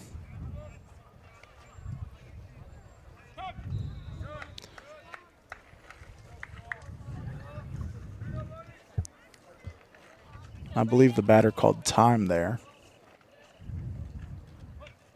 to readjust himself. So here comes a pitch. Going to get him swinging there for strike 1. That one was a good bit outside. I think if he had just taken there, may have been a ball. I'm not sure with the wide zone, but it looked a bit outside. So your count will be no balls and 1 strike here. Here comes the 0-1. That one misses outside for ball 1, so that will even up your count at 1 ball and 1 strike. I think the batter knew to lay off of that one after seeing that first one come across. KT just trying to torch the outside of the zone there. Here comes a 1-1. That one's going to be hit to second. Ward going to field it cleanly. And no runners advance. It wasn't hit far out enough for a runner to advance. So Zeller. Columbia gets their 2nd out of the inning. All the base runners remain. Just need 1 out here to get out of this inning. So KT loads the bases and then does his job again, looking to get out of this one cleanly. I know they're ready to get out of this inning. They certainly are. They certainly are, Drake. So KT stepping up here again. Summit has the bases loaded. Here comes the pitch. That one's going to be in there for strike 1. Good breaking pitch right there.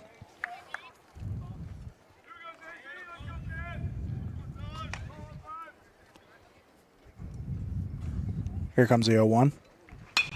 That one's going to be fouled out of play towards the parking lot just a bit. So KT ahead in the count here, 0-2. And, you know, over the games so far this season, KT has been nails his first time through the order, but his 2nd time through, he struggles just a little bit, and I think they start seeing the ball a little bit better, but he's doing fine right here. Hasn't allowed a run 2nd time through. Here comes the 0-2. That one will be fouled out of play over the netting for another foul ball, so your count will remain at no balls and 2 strikes. And so if KT can get through the order twice here cleanly, I think that's going to help him and just give him a good bit of confidence, knowing that he's more than capable of getting through the order 2 times and nothing happened. Yeah. Here comes the 0-2. That one's going to be hit to right field. Gabe Leonard's going to field it. 1 run's going to come across. Another run's coming across. And so Summit will plate 2 runs there. Wow. And they will have runners at the corners, as they put 2 runs on the board. Now bag number 8, Trevor. 2 outs. Only down by half of what Columbia has now. Yeah, so they got 3 on the board now. Columbia's lead is now 3 runs with a score of 6-3. Summit runners on the corners, 2 outs. Cole talking to him a little bit, said, hey, just giving him a little signal there of what to do. Maybe just induce some weak contact here and get out of this inning. Exactly. KT was 1 pitch away from getting it done there, but just good contact ball to right field got the job done, so hoping to avoid that this time. KT going to glance at the runner at first. Here comes the pitch. That one's going to be fouled. Hit the deck. The netting for strike 1.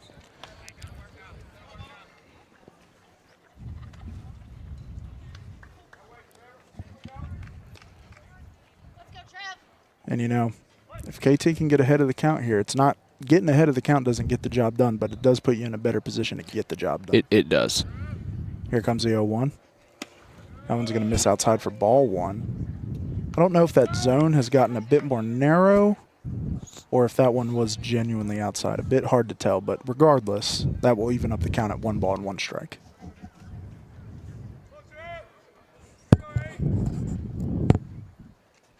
Here comes a 1-1.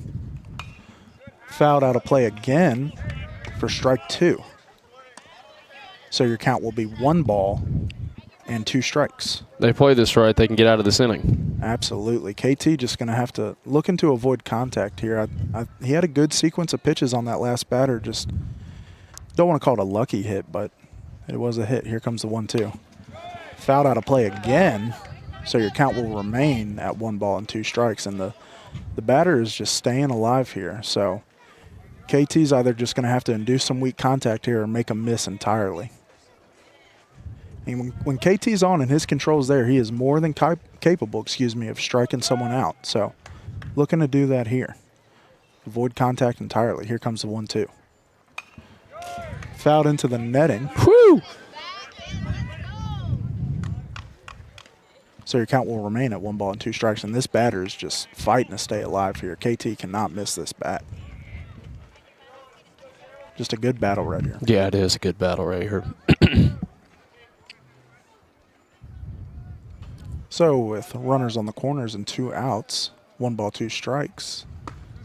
That is in there. There it is. KT gets out of the inning. Summit does a little bit of damage. They put 2 runs on the board. And Columbia leads 6-3 here after the bottom of the 4th. We will be back for the top of the 5th in just a moment. Columbia Foodland is a locally owned and operated family grocery store with a full line of dry, dairy, frozen, meat, and produce items. We focus on keeping the freshest hand-cut meat and produce items daily with the most competitive prices in town. We offer weekly ad specials as well as in-store weekly specials throughout the store. Located at 427 West 7th Street in Columbia in the former Harris Foodland location. Columbia Foodland. We are here and ready to serve the wonderful people of Columbia and the surrounding areas.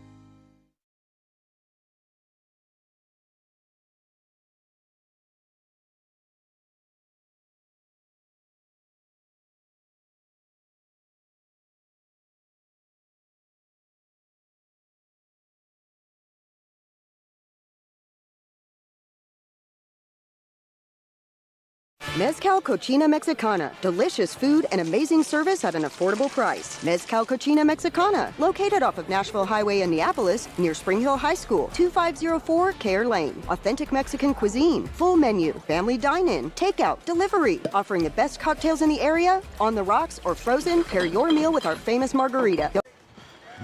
And welcome back, folks, to Summit High School. We're here in the top of the 5th.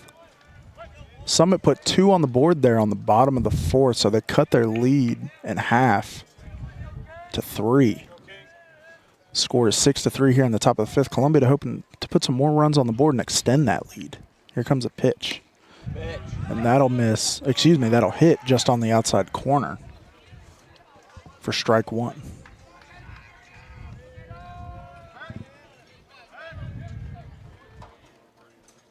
Here comes the 0-1. That'll miss way outside for ball one.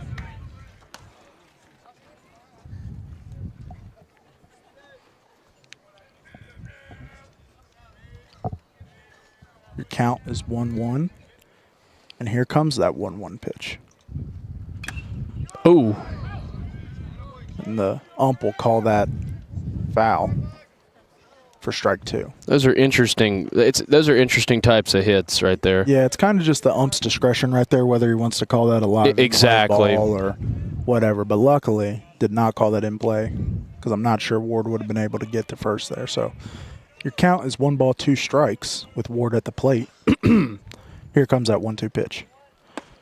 And that one's going to be in there for strike 3. Ward never took the bat off his shoulder. That ball had a good amount of break on it. That's a hard one to swing at. Yes, it is. Number 22, Gabe Leonard. So the right fielder, Gabe Leonard, here at the plate, looking to make something happen as he draws a cross in the dirt. I heard he hit a really good homer not too long ago. I believe he did. I don't think I was there for that game, but I heard about that as well. He's going to hit that one to third.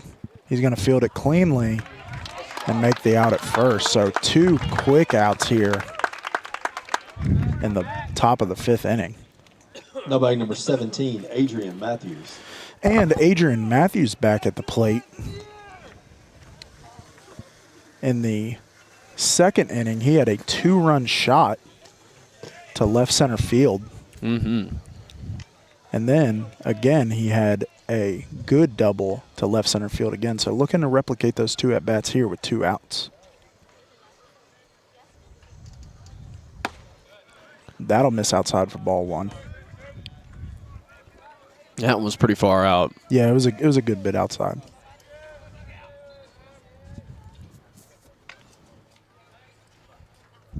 Here comes the 1-0. And that's going to miss pretty low for ball 2. That was Quite low. In the dirt right there. So not a very competitive pitch. Mm-mm. So your count will be 2 balls and no strikes. It's in our favor right now. Absolutely. Here comes the 2-0. Matthews going to swing at that one. That was a good bit outside as well. I think just wanting to stay aggressive in the count, or excuse me, aggressive swinging right there. So for strike 1, so your count will be 2 balls and 1 strike.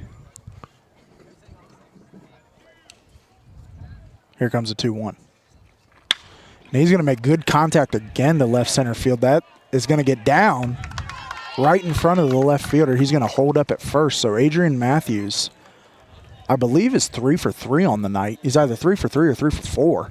Hey, that's not bad.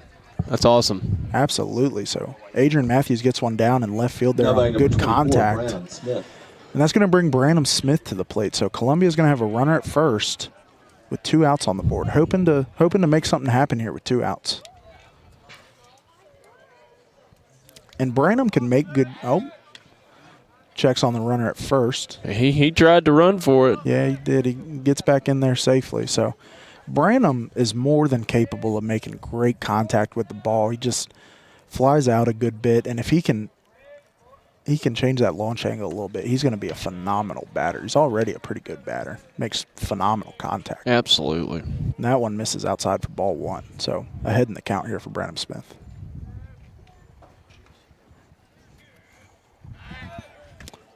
Pitcher checks on the runner at first again. Matthews back in there safely.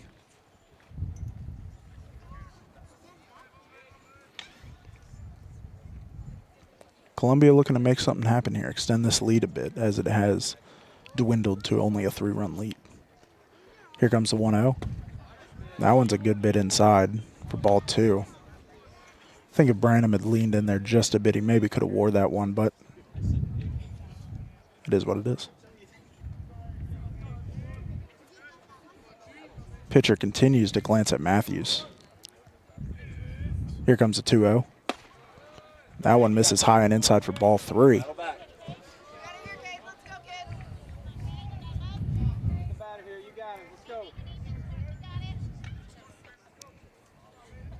So your count is 3 balls and no strikes for Branham Smith at the plate.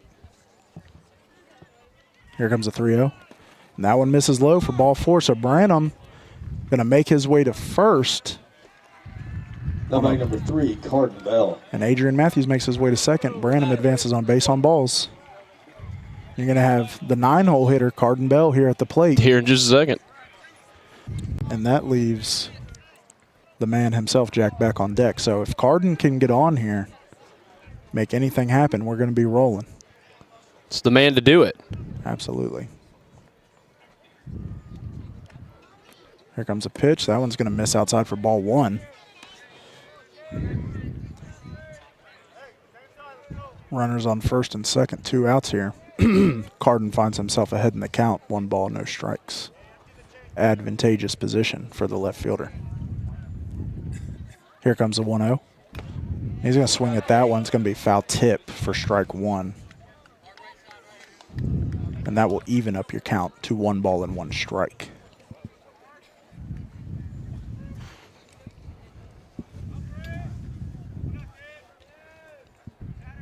Here comes a, pitcher's going to step off and just keep the Adrian Matthews honest at second. Looked like he was about to deliver the pitch there, but he stepped off.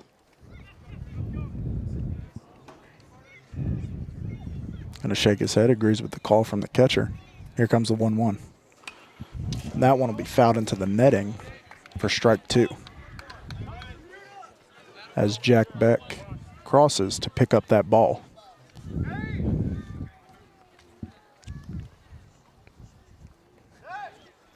So your count will be 1 ball and 2 strikes here in the top of the 5th inning for Columbia, with 2 outs and a runners on first and second. Ooh. And that one was in there for strike. That was 100% in there. That was in there. So Columbia unable to get any runs on the board, unfortunately. Summit will bat here in the bottom of the 5th. We will be back in just a moment, folks. Hello, this is Rick Tillis from Tillis Jewelry. What is a full-service jeweler? Experienced staff, custom designers, in-house jewelry repairs, and beautiful jewelry. Yes, at Tillis Jewelry, we are passionate, knowledgeable, and committed to integrity. We strive to be the best in our community and in our profession. We build long-term relationships and become part of family traditions that will cross generations. We delight clients by providing an unparalleled selection, superior service, and exceptional value. Tillis Jewelry, we exceed your expectations.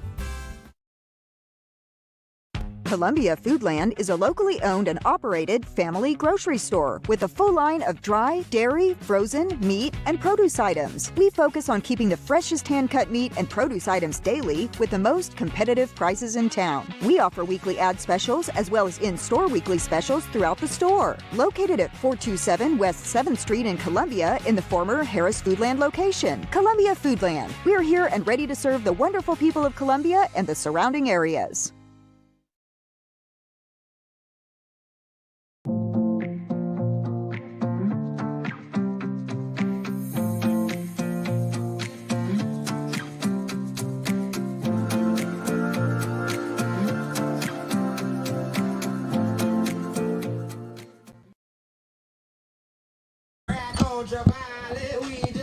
And welcome back, folks, to Summit High School here in Spring Hill, Tennessee. They're in the top of the 5th inning. Columbia got 2 base runners on with 2 outs, unable to drive them in. Leading off the bottom. So your lead remains at Columbia, leading 6-3. We're here in the bottom of the 5th. Caden Taylor, number 12, trots back out to continue his outing. Looking to keep this lead at 3 runs here. Hoping to keep the Spartans off the board. Here comes a pitch. That'll miss low for ball 1.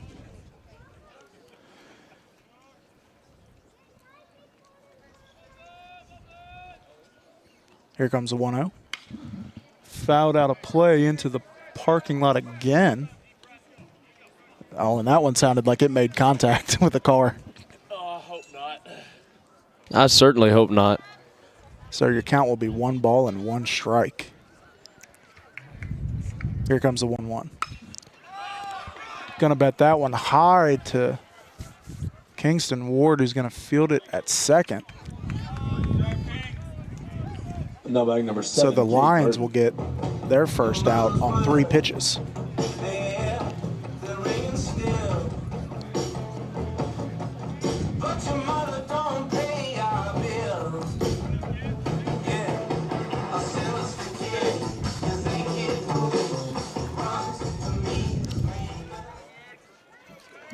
So 1 out on 3 pitches there. Going to be facing the second batter here. That's in there for strike 1. Caden Taylor thus far is at 83 pitches on the night, 59 strikes. That's crazy. It's a good bit. It's a good bit. So here comes the 0-1. Pitcher, going to make great contact with that one. Going to be fielded by Carden Bell on the left, and he gets it just short of the wall for the second out of the inning. Great play by Carden Bell there. Good read on it, good beat, able to prevent the base runner on that fly out to left field.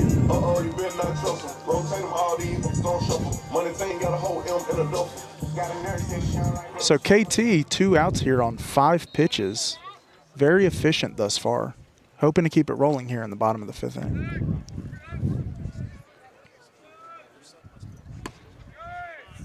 And that one misses outside for ball 1. I thought he was going to call that a strike. I believe that was a strike earlier in the game, but the zone may have adjusted just a bit. It may have. So your count will be 1-0. And here comes that 1-0 pitch. That'll miss low and away for ball 2. So KT quickly behind in the count here.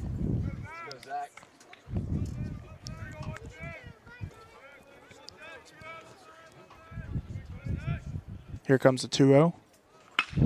That'll be hit. Oh, that gets hit to first. Brown unable to make the catch. Just bounces right off the top of his glove. So Summit Max George gonna have a runner at first here with 2 outs.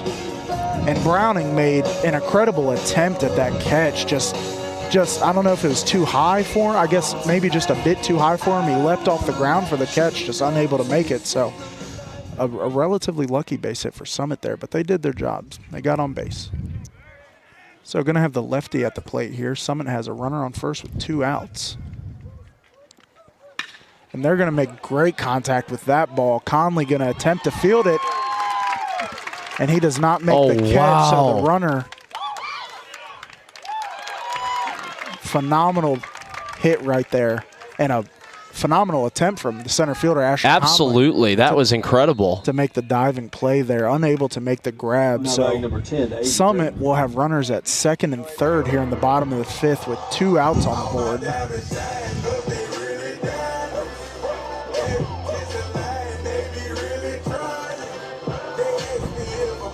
As Coach Simler will make his way to the mound to just talk to KT for a moment, I believe. There's no action in the bullpen that I can see, so I believe he's keeping him out there for the time being. Oh, he takes the ball from him. So Caden Taylor's night will be over as he surrenders 3 earned runs in 4.2 innings pitched. Wow. And so this will be Gabe Leonard coming to take over for the Lions and get this 3rd and final out here in the bottom of the 5th. Unless the bullpen is hidden, I didn't see anyone warming up. So maybe he's coming in cold. He's just going to warm up here. I'm not sure. But your attention, please. Now pitching for Columbia, number 22, Gabe Leonard. Gabe Leonard. So we're going to take a small break here while Gabe Leonard warms up. We'll be back in just a moment. Mezcal Cochina Mexicana. Delicious food and amazing service at an affordable price. Mezcal Cochina Mexicana. Located off of Nashville Highway in Neapolis, near Spring Hill High School. 2504 Care Lane. Authentic Mexican cuisine. Full menu. Family dine-in. Takeout. Delivery. Offering the best cocktails in the area. On the rocks or frozen, pair your meal with our famous margarita. Don't forget, Mezcal Cochina Mexicana for your next meal. Check us out on Facebook. Visit Mezcal Cochina Mexicana today. Proud supporters of the Front Porch Sports Network. Hi, I'm Robert Rogers at Parks Motor Sales Buick GMC. And I'm Michael Parks Lawrence at Parks Motor Sales Buick GMC. Together, we're Mr. Bobby Parks' grandsons, and we run his dealership, and we are glad to be part of our local community. Being family owned and operated, we invest heavily in our community. We do things like sports teams, schools, bands, you name it. We try to help everybody we can. The reason why we do this is because we all love this community. So come do business with us, your neighbors, at Parks Motor Sales in Columbia, Tennessee, right off Nashville Highway, or at parksmotorsales.com. This is Trip Stoltz, owner and manager at Columbia Ace Hardware. We have changed our store hours to better serve our community. Columbia Ace Hardware is now open from 7 to 7 Monday through Friday, from 8 to 4 on Saturday, and closed on Sunday. Come see us at 112 East James Campbell Boulevard and let us show you customer service that can only be found at Columbia Ace Hardware. Ace is the place with the helpful hardware, folks. And welcome back, folks, to Summit High School. Gabe Leonard on the mound here for the Columbia Central Lions, looking to get this third final out here in the bottom of the 5th inning. Caden Taylor allowed 2 base runners as they have made their way to 2nd and 3rd. So Gabe Leonard looking to get out of this jam right here. I hope he can. And they're putting him on, so they're gonna load the bases here. And that will bring up number 32. Now back number 32, Cooper Cornwall. That will bring up the leadoff man, Cornwall, for the Spartans. So Columbia intentionally loads the bases. Yeah, Spider-Man and Freeze in full effect.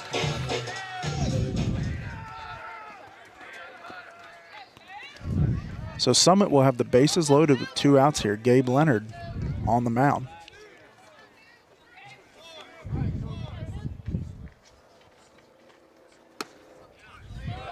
That will miss for ball 1. I suppose that zone just isn't nearly as wide as it was earlier, I guess.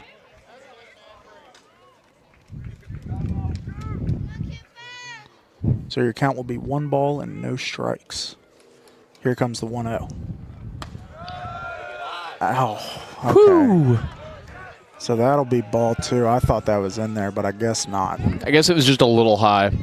I guess so. I mean, it did look pretty straight and narrow to me as well. I don't want to object the call, but I would have called that a strike. So here comes the 2-0 from Gabe Leonard. That'll hit the corner. There it is. For strike 1. He gets that one in there. For strike 1. So your count will be 2 balls and 1 strike.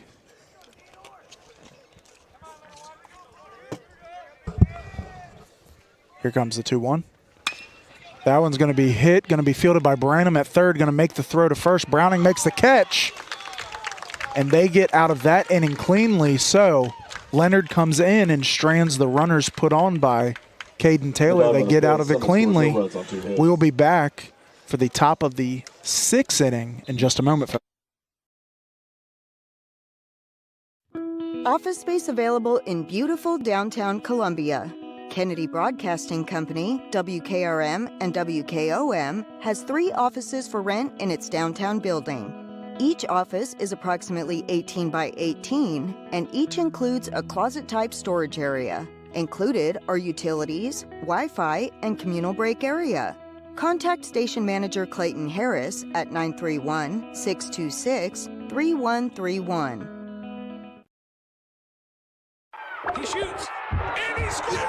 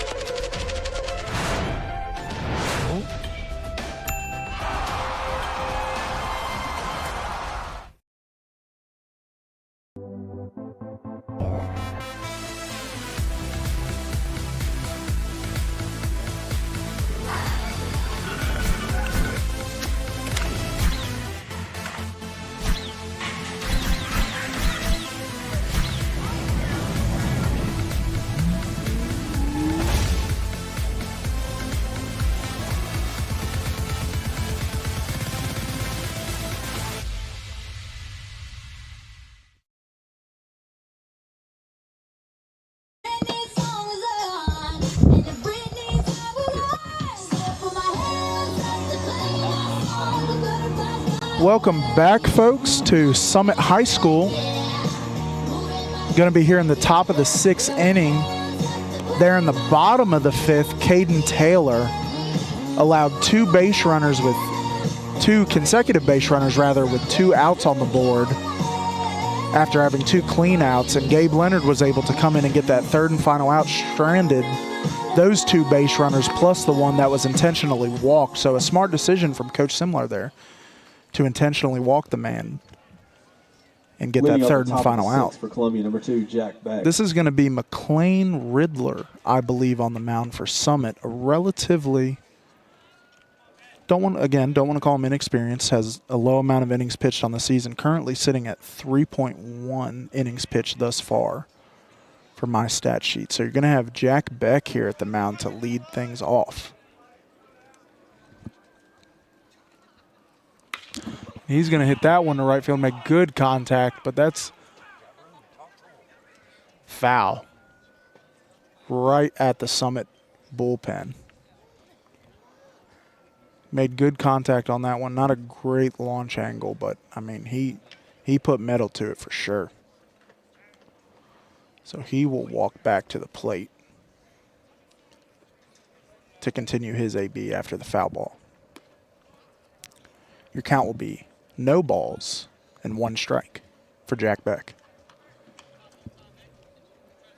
And if you've tuned in any capacity, folks, throughout this season to the Columbia Central Lions, you've probably seen Jack send one a long way, and that includes tonight. He's more than capable of it at any moment in the game. Here comes the 0-1. That one will miss high and away for ball 1. And that will even up your count at 1 ball and 1 strike.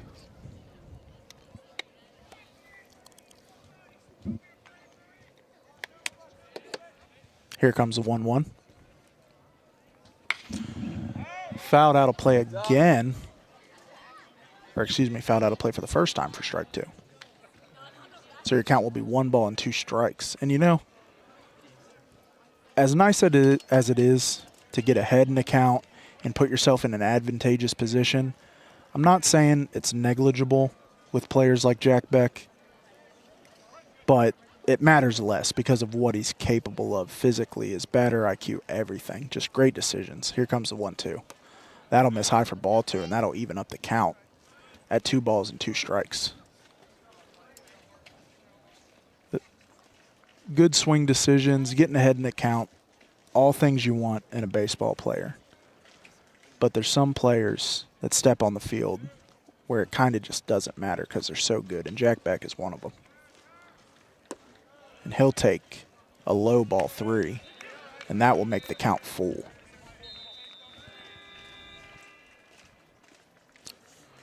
So here in the top of the 6th inning, Columbia has a 6-3 lead with Jack Beck at the plate, your leadoff hitter here in this inning. Here's the payoff pitch.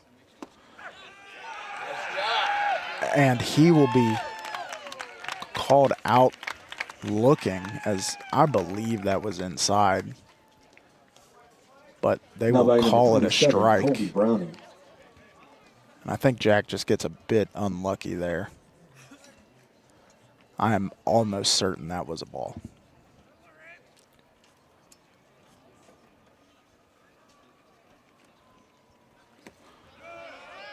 So you got Colby Browning at the plate here, the first baseman. He's going to swing at strike 1. So down in the count here, your count will be no balls and 1 strike here in the top of the 6th inning. Here comes that 0-1 pitch. And that'll miss high for ball 1. And that will even up your count at 1 ball and 1 strike. And again, as Jack Beck went down looking at a ball that I suspected was a ball but called a strike, I think that was a strike as well, but they called that a ball. So not sure if the zone's morphing in real time or just umps getting a little tired, not sure. So here comes the 1-1 pitch. And that'll miss outside for ball 2.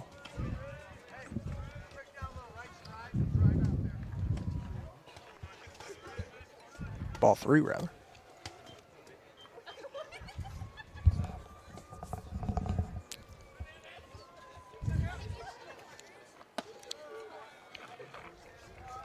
And that one misses high for... I guess that was ball 3. Yeah, I'm not sure what happened. Just a little confusion on my end as well. Oh, wait, hold on. They're going to send him to first. Okay. Okay, so Colby Browning's going to head to first on a walk. Well. Okay.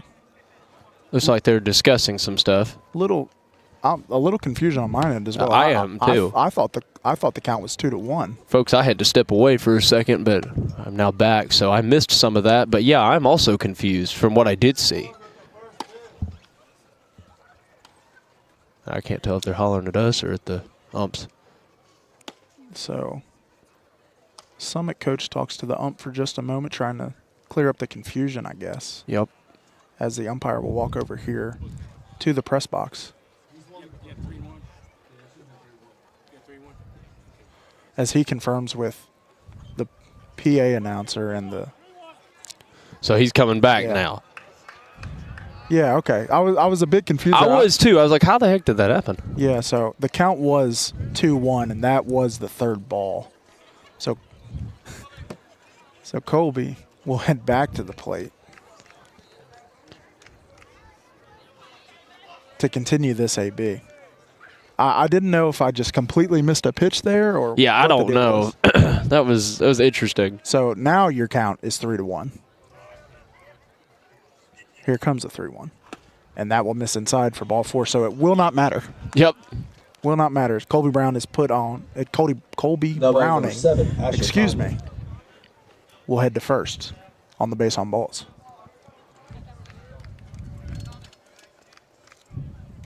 And that will bring Asher Conley to the plate.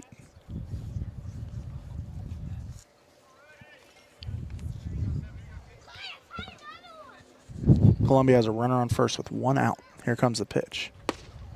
That'll be in there for strike. That was a slammer right there. Good pitch there. Very good pitch from McLean Riddler. So your count will be no balls and 1 strike here. And here comes that 0-1 pitch. Whew. Conley going to swing at that one, sends a heater into the netting. Foul ball for strike 2.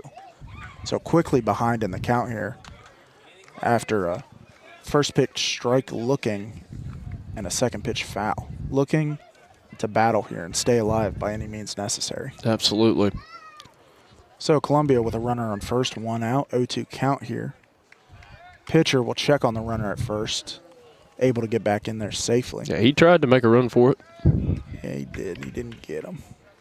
So Colby will remain at first base after the walk. Counts 0-2. Here comes that 0-2. And that'll miss a good bit outside for ball 1. He's a fast pitcher. Yeah, he's got some heat on his stuff. I'm not sure how the control is. I haven't watched enough of him, but I mean he's got some heat on it. So your count will be 1 ball and 2 strikes here for Asher Conley. Mm-hmm. Here come going to check on the runner at first again. Browning able to get back in there safely. So Summit, if you tuned in last night, Summit does a good bit of checking on runners, and I'm not a huge fan of checking on runners. I know you got to do it, but I feel like you gain more to lose than you do to gain. But here comes the 1-2. Conley's going to offer there on the low ball for strike 3. Now bag number 11, Cole Williams. And that will be your second out of the top of the 6th inning. So Cole Williams at the plate now. Colby Browning remains at first. Lions will have 2 outs on the board, hoping to keep things rolling here with 2 outs. Cole Williams, of course, your catcher for the Columbia Central Lions, does a phenomenal job every night.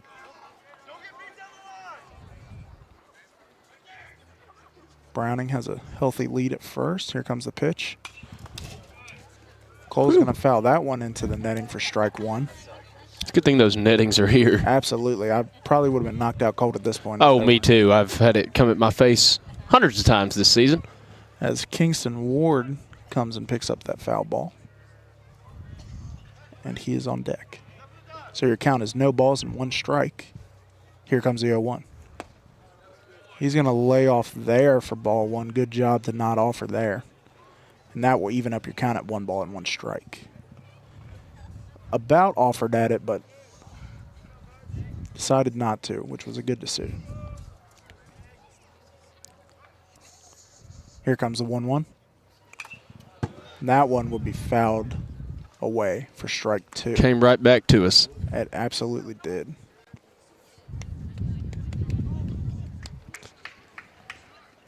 So your count will be 1 ball and 2 strikes here for the catcher, Cole Williams, as he looks to advance the base runner from first with 2 outs. Here comes the 1-2. That misses a good bit inside for ball 2, and that will even up your count at 2 balls and 2 strikes. So Cole just staying alive here. And while we're doing this, I'm going to check up and see the scores from the other games. Absolutely. That's a phenomenal idea, Drake. Yeah, because I think that the softball game has ended, and yes, it has.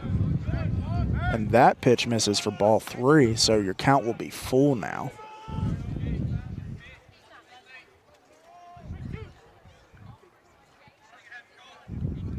So Columbia with a runner on first here, 2 outs, full count for the catcher, Cole Williams, as the pitcher will disengage for a moment. Full count here for the Lions. Here comes the payoff pitch. Oh, and he's going to get Browning in a pickle at first, headed to second. He's going to be out at second. Got him looking, got him running. And so, Drake, you got an update on the scores, buddy? It wasn't updated on there, so I'm gonna get that figured out while we're on break. Absolutely. So we will get you an update on those other scores from Columbia Central. We'll be back for the bottom of the 6th inning in just a moment, folks. We at Hollins Pharmacy must be doing something right. We've been providing pharmaceutical services in the Middle Tennessee area for over 60 years. The guiding principles of our business are fast, accurate, friendly, personal service. We do not have long waiting lines, and our phone calls are answered by a staff member. We strive to get to know our customers by name, not just a date of birth or number. We are your locally owned hometown pharmacy, and we appreciate your business. We urge you to come visit us at Hollins Pharmacy, 1608 Hatcher Lane here in Columbia. Some people are just obsessed with their lawns. They'd cut their grass with a pair of scissors if they could. Thanks to Gravely, they don't have to. You see, Gravely makes not only the best built and most comfortable lawnmowers, they also leave your house looking like a doggone country club. So whether you're a commercial landscaper wanting the best or just a perfectionist homeowner, you can't do better than a Gravely. See our full line of Gravely products at Murray County Equipment, 1075 North James Campbell Boulevard in Columbia, Tennessee, or check us out on Facebook. Is your insurance up to date in today's world? Foster Insurance Agency is an insurance agency you can depend on for your commercial and personal insurance needs. Foster tailors insurance coverage to meet your unique requirements stemming from years of experience and represents several top-rated companies such as Erie Insurance. Call Mike Ford or Jimmy Ford today at 931-388-8365 or stop by their convenient Columbia location at 204 West 4th Street. Foster Insurance, serving Middle Tennessee since 1952. And welcome back, folks, to Summit High School. Columbia leads 6-3 here in the bottom of the 6th inning. Unable to drive in the runner, Colby Browning, from first there. He was in a pickle running from first to second, got caught stealing with 2 outs. Just an impossible situation to avoid. Drake, do you have an update on any of the scores? Yes, so unfortunately the Columbia Lady Lions lost 10-11 against the Lady Spartans tonight. We are hoping to avenge their loss right now. We are, and as for Battle Creek versus Spring Hill, that has ended as well, and I will have the final score here in just a sec as I'm getting it. And Kingston Ward. And it looks like Battle Creek beat Spring Hill 13-0 in the 5th inning. So just a shellacking. Yeah, an absolute blowout. And as you saw there, folks, the leadoff man for Summit goes down. Ball fielded by Kingston Ward, able to make the throw at first for the first out of the inning. So, hoping to do that 2 more times here. Gabriel Leonard remains on the mound for the Columbia Lions as he intensely stares at the batter. And that'll come across the plate for strike 1. Maybe a little intimidation tactic there. I mean, it appears Gabe is just staring into his soul. Here comes the 0-1. That'll be fouled out of play for strike 2.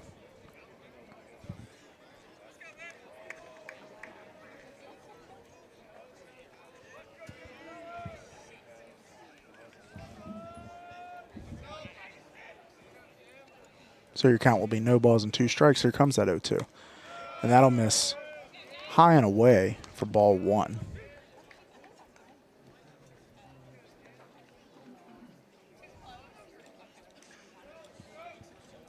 So your count will be 1 ball and 2 strikes here as Gabe Leonard delivers that 1-2 pitch.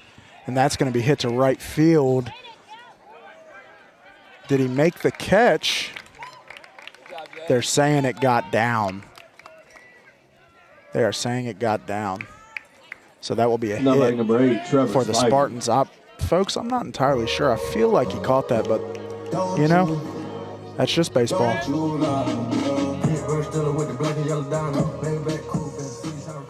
So Summit, here in the bottom of the 6th inning, will have a runner at first with 1 out. As Gabe Leonard looks to get him down and strand the base runner. Here comes a pitch. Going to get him swinging for strike 1. Good swing and strike right there.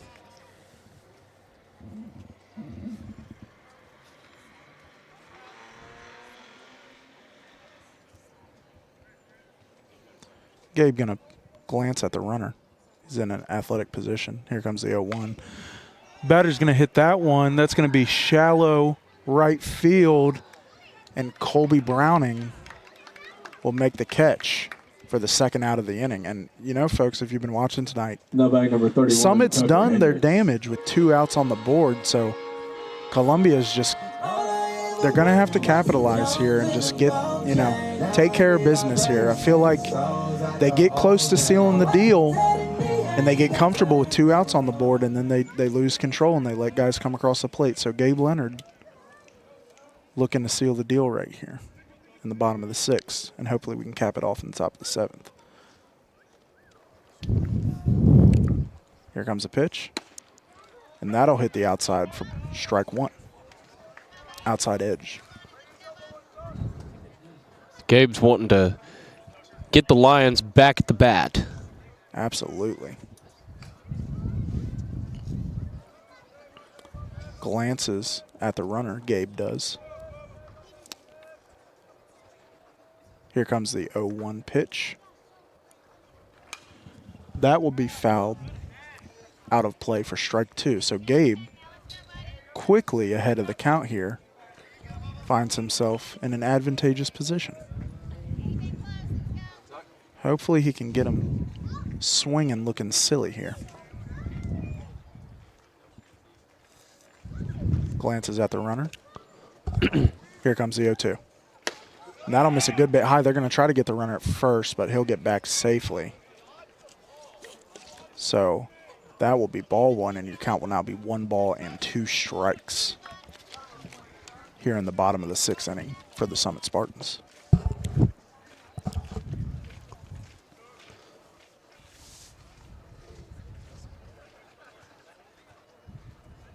Here comes a 1-2.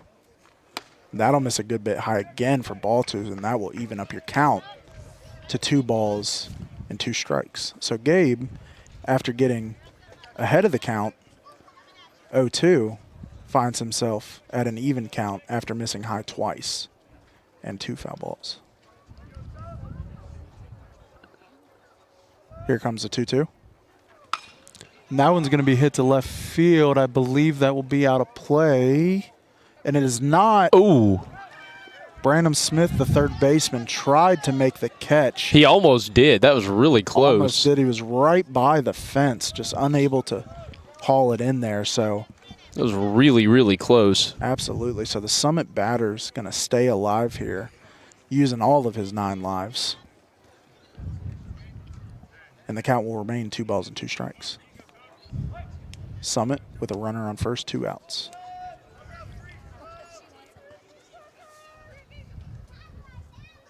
Here comes the 2-2. That one's going to be hitting roughly the same spot. Will this one get out of play? Oh. Man. Branham had a chance to catch it, just barely. Just almost clipped his glove. It was right there. Just barely over the fence, just barely out of reach. So, again, your count will remain 2-2 with a runner on first and 2 outs.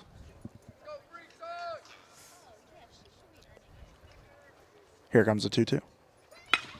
Batter's going to make solid that's contact a with center screamer. field there, and Asher Conley is able to make the catch. Wow. Barely had to move. And so Columbia able to hold off Summit there. We will be back in a moment, folks, for the top of the 7th inning. Mezcal Cochina Mexicana. Delicious food and amazing service at an affordable price. Mezcal Cochina Mexicana. Located off of Nashville Highway in Neapolis, near Spring Hill High School. 2504 Care Lane. Authentic Mexican cuisine. Full menu. Family dine-in. Takeout. Delivery. Offering the best cocktails in the area. On the rocks or frozen, pair your meal with our famous margarita. Don't forget, Mezcal Cochina Mexicana for your next meal. Check us out on Facebook. Visit Mezcal Cochina Mexicana today. Proud supporters of the Front Porch Sports Network. Hi, I'm Robert Rogers at Parks Motor Sales Buick GMC. And I'm Michael Parks Lawrence at Parks Motor Sales Buick GMC. Together, we're Mr. Bobby Parks' grandsons, and we run his dealership, and we are glad to be part of our local community. Being family owned and operated, we invest heavily in our community. We do things like sports teams, schools, bands, you name it. We try to help everybody we can. The reason why we do this is because we all love this community. So come do business with us, your neighbors, at Parks Motor Sales in Columbia, Tennessee, right off Nashville Highway, or at parksmotorsales.com.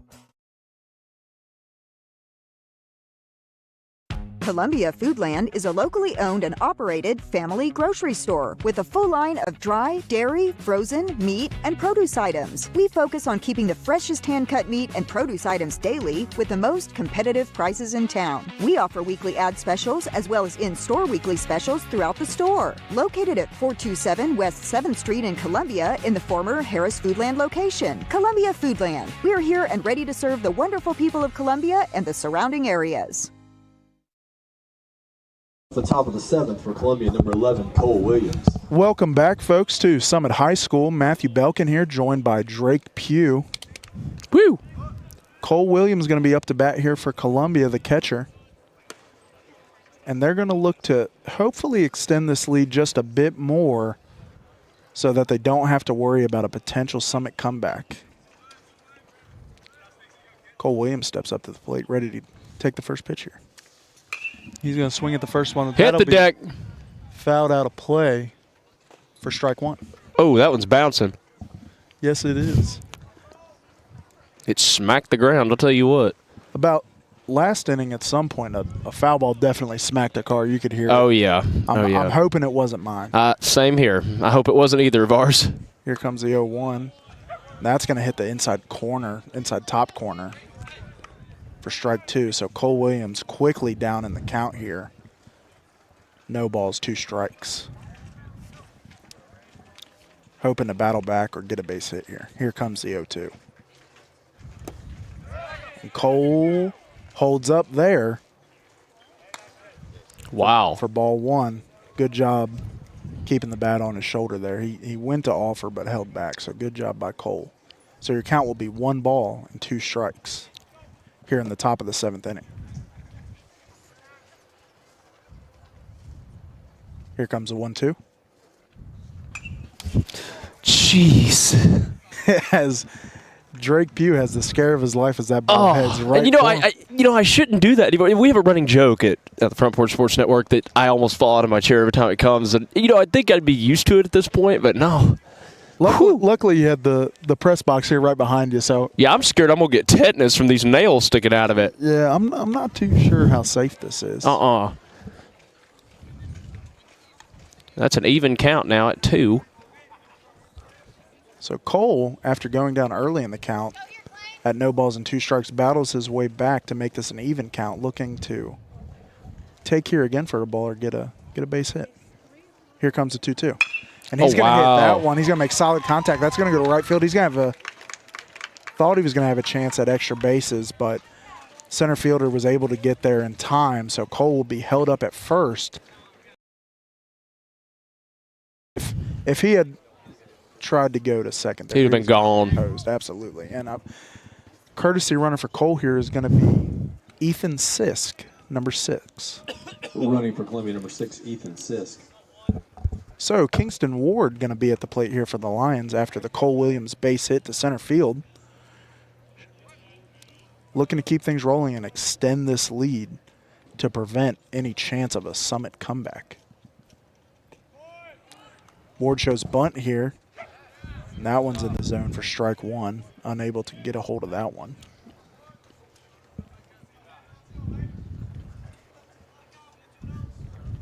So your count will be no balls and 1 strike. Pitcher glances at the runner at first. Here comes the 0-1. Ward shows bunt again, but that one misses for ball 1, I believe. Yes, it does. So that will even up your count to 1 ball and 1 strike.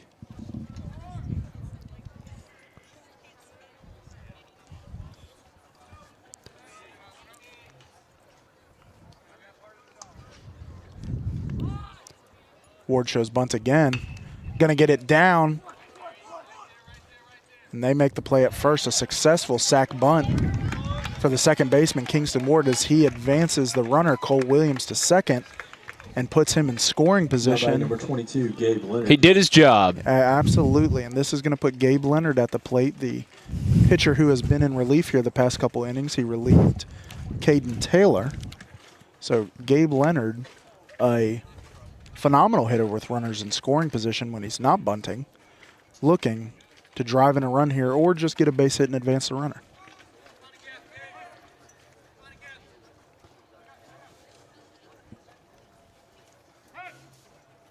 And Gabe Leonard will call time to readjust himself.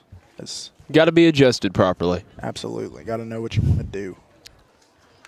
If you get uncomfortable physically or something, just got to step away. So exactly. He will take the first pitch here. Ooh. That will miss a good bit inside. Williams going to advance to third on the semi-pass. Great ball. opportunity for him right there. Absolutely. So Cole Williams advances to third right there, and Gabe Leonard will remain at the plate, and the count will now be 2 balls and no strikes, excuse me, I believe, when they update the scoreboard. Yeah.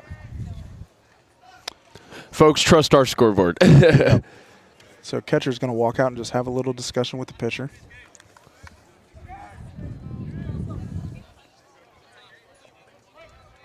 And folks, the count is 2 balls and no strikes, I'm fairly certain, despite the scoreboard. Here comes the 2-0. Gabe's going to foul that one out of play for strike 1.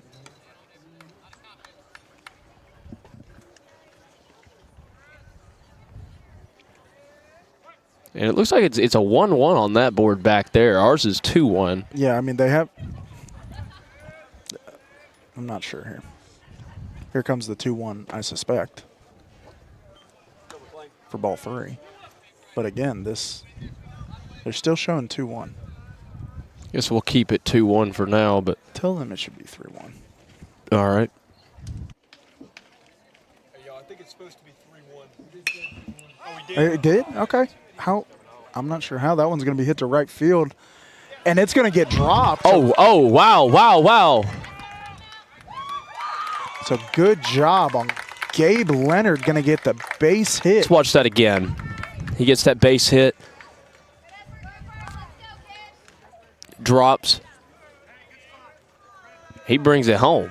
Absolutely. So Gabe Leonard, as we mentioned, a phenomenal hitter with runners in scoring position. Not the most conventional hit there, but an RBI nonetheless, and he's going to end up on second with Adrian Matthews, the DH at the plate, number 17, who has had a phenomenal day thus far. And Matthews is going to drive that one to left field. That's going to be fielded by the left fielder. I thought that had a lot more pop on it. It just kind of died as it made its way out. I apologize for the over-exaggeration of a call there.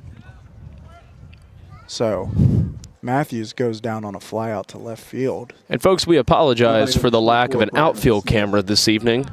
Yeah. Usually we got that. Tonight we unfortunately do not. Wanted to make life a little easier. Exactly. Tonight we were doing things a little bit simpler since we're away from home, and our esteemed leader, Clayton Harris, is not here with us this evening. We're missing him. Absolutely. So Brandon Smith going to be at the plate here. Gabe Leonard going to remain at second. Going to be 2 outs on the board for the Columbia Lions. They have added another run to the board, luckily. That's their first run in about 3 innings. Yep. Here comes the 1-0. Branham going to swing at that one. Correction, it's the first run period for the game in general for both teams in 3 innings. You are correct. The 4th inning was the last time either team scored a run. So that will even up your count, and it will be 1-1. Pitcher going to glance at the runner. Here comes the 1-1, and that misses inside for ball 2. Almost hit him right there. Yeah, I thought it was going to. I did too. So your count will now be 2 balls and 1 strike.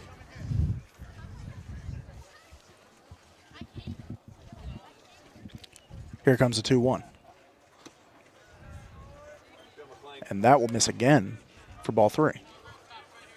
So Columbia, Branham Smith specifically, finds himself a good bit ahead of the count here. Yeah, he certainly is.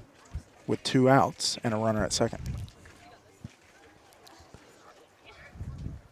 Here comes the 3-1. Oh, that shoot. One will be fouled into the netting. Makes it a full count. For strike 2. As Carden Bell, the 9-hole hitter, will retrieve the foul ball. We've had a few moments where we've both almost fallen backwards tonight. Yeah, just a couple of them, but it's to be expected when you're down here at ground level right behind the netting. It is what it is. It's just baseball. Here comes the payoff pitch. And Branham will take high for ball 4. Good job, Branham. Good eye. Number 3, Carden Bell. To get on base. And Brian Whitehead will make his way to the plate. If you tune in regularly, folks, you know the lore of Brian Whitehead, the love machine. I like that, the love machine. Yes, sir. As David Sisk says, our regular commentator, when he steps up to the plate, he's going to make something happen. You don't know what's going to happen, but he's going to make something happen. Something's going to happen, though. Absolutely. Something's going to happen. So Brian Whitehead, the love machine, finds himself with runners at first and second. And he looks excited and ready to roll. Yes, he does. And he's going to take low for ball 1, trying to get ahead of that count. So your count will be 1 ball and no strikes for the love machine. Yeah, I want to know the lore behind him because I don't know the lore. Brian Whitehead, I believe, from what I know, that'll hit the inside edge for strike 1. I believe he is involved in some capacity in a little person wrestling atmosphere. Really? Where he wrestles them, and his wrestling name is the Love Machine. Really? So a lot of lore there. Here comes the 1-1. Absolutely. And he'll swing high for strike 2, looking to make something happen there. So, well, folks, I guess for those of you who didn't already know, like myself, that's the story behind the love machine. Yes, it is. And I coached him in football this past season. I did not coach his position, but he just has so much heart. He doesn't quit. He's so aggressive. Played offensive line for us, and he is just a phenomenal player, and he doesn't have an ounce of quit in him. I can tell just by looking at him right now that he's definitely got a lot of fight and a lot of personality in him. Absolutely. So 1-2 count here for Brian Whitehead. He's going to hit that one into the parking lot. Oh, if that had just been straightened up just a little, that would have been gone. Yeah, just a bit. So I think I didn't hear a smack or any glass breaking, so I'm gonna assume that didn't hit. We're gonna assume no cars were harmed. Yeah. So your count will remain 1 ball and 2 strikes here for Brian Whitehead as he looks to extend the Lions' lead. Here comes a 1-2. And that's going to hit him. Dang. And it looked like it hit him pretty good. And he didn't even have to lay out for that one. He tried to avoid it, but it hit him regardless. So Whitehead's going to trot to first on the hit by pitch. And that will load the bases for the Lions. And folks, if you have working eyes, you can see who's at the plate right now. But for those of you listening. Yeah, for those of you listening, excuse me. That is the senior, Jack Beck. This is the perfect scenario for Columbia Central right here. Absolutely. This is top of the 7th inning, 2 outs. This is quite literally the last chance to get any runs on the board, barring unforeseen extra innings. Yes. And this is, bases loaded. This is who you want at the plate. I mean, this very well could be this is a chance for, I know that they call me the Grand Slam lobbyist, but yeah, I want to see a Grand Slam, and this is where and how I want to see it. Absolutely. I want to see Jack Beck do it. And so we will have a courtesy runner for Brian Whitehead at first. I'm unable to see who that is. Looks like number 3. I can see a number 3. So that would be Carden Bell. Carden Bell. Who he pinch hit for. So that makes sense. Yeah. So Jack Beck will step up to the plate here in the top of the 7th with 2 outs and the bases juiced. And they just the catcher and pitcher just had a little meeting. I can understand why. Yeah. This is a scenario they do not want to have right here. I agree. Because bases loaded, and that's probably Columbia's one of their best hitters right there. That is one of the best hitters in the entire Middle Tennessee area. It is. So Jack Beck steps up to the plate here, going to size up the pitcher, and he's looking to do some damage. Here comes a pitch. Jack's going to fly that one out to right. It's going to have a chance, and it will not. It will be fouled. I'm just glad it wasn't called. Yeah, I was tracking the ball in the air, and I was surprised to not see any Summit players over there going to field Me it too. For as long as it was in the air. Yeah, me too. I would have thought they would, because that would have been disastrous. Absolutely. So Jack Beck on the 0-1 count here after the foul. And he got a home run in the first inning. Yes, he did. A solo shot to left center field, went about 380 or 390. So he's going to step back up to the plate here on the 0-1 count. Again, looking to do some damage. Give him your all, Jack. He'll take high for ball 1, and that will even up your count to 1 ball and 1 strike. And if Jack can get a hold of one here, over the season, we've seen him hit some long shots on, I don't want to call them half-attempted swings, but certainly not full power. He's just more than capable. Yeah, absolutely. And he'll take low there for ball 2. So your count will now be 2 balls and 1 strike. And as crazy as it sounds, there's an old clip of Barry Bonds getting intentionally walked with the bases loaded to drive in a run. And, if Jack gets walked here, it's still probably better than the alternative. It is, but I don't want him to. I want him to hit it. I agree. Jack's going to hit that one to center field, but it'll be fielded cleanly by the center fielder. Oh. Just didn't get enough of that one, unfortunately. If it just been a little bit more, but still a great attempt by Jack Beck. Entertaining at bat. We talked about it yesterday. You've got a great player on your hands when even the swings and misses are exciting. So, folks, Columbia able to get another one on the board there, extend their lead to 7-3. We will be back in the bottom of the 7th.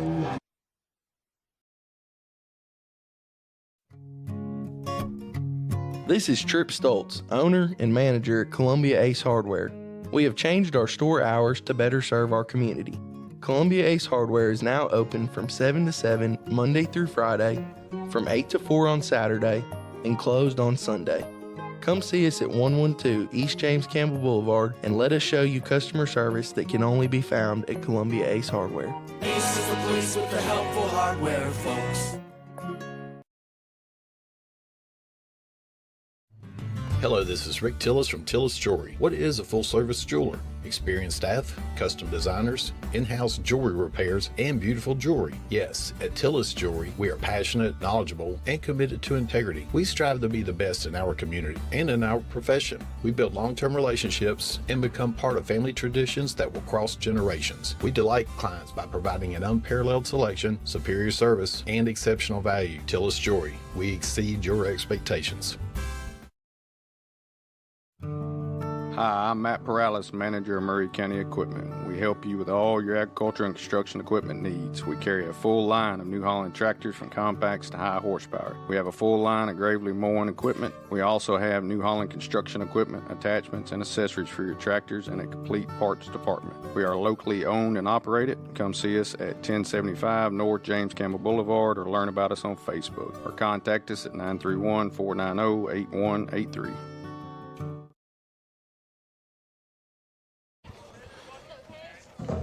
And welcome back, folks, to Summit High School here in Spring Hill, Tennessee. Columbia was able to drive another one across the plate there in the top of the 7th to extend their lead to 4 runs.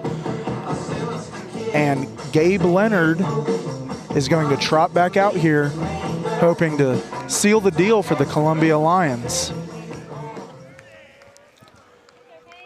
He relieved Caden Taylor earlier this game, and it has been smooth sailing since.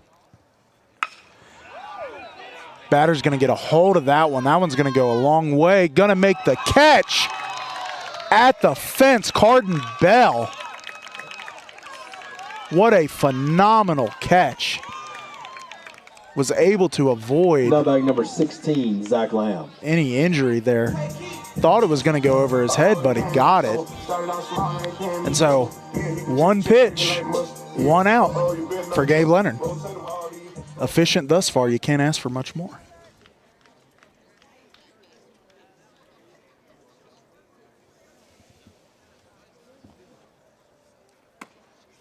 That one will hit the outside corner for strike 1 for Gabe Leonard. So your count will be no balls and 1 strike.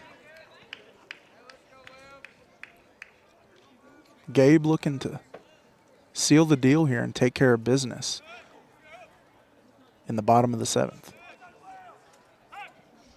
And the batter will call time right as Leonard was about to deliver his pitch, but he will step back in the plate here for the second pitch of this at-bat. Here comes the 0-1. And that'll miss outside for ball 1, and that'll even up your count to 1 ball and 1 strike. Drake, you had to step away for just a moment, but you missed a phenomenal. I hate that I did. Y'all, I am dealing with severe allergies tonight, having to constantly go get tissues, and it's driving me crazy. Gabe gets that one inside the zone for strike 2. You missed it. Carden Bell made a phenomenal play at the wall. Man, I hate fielder. And it was quite an athletic feat. So your count is 1 ball and 2 strikes here as Gabe Leonard looks to get that 3rd strike. Here's the 1-2. That'll miss outside for ball 2. And that will even up the count at 2 balls and 2 strikes.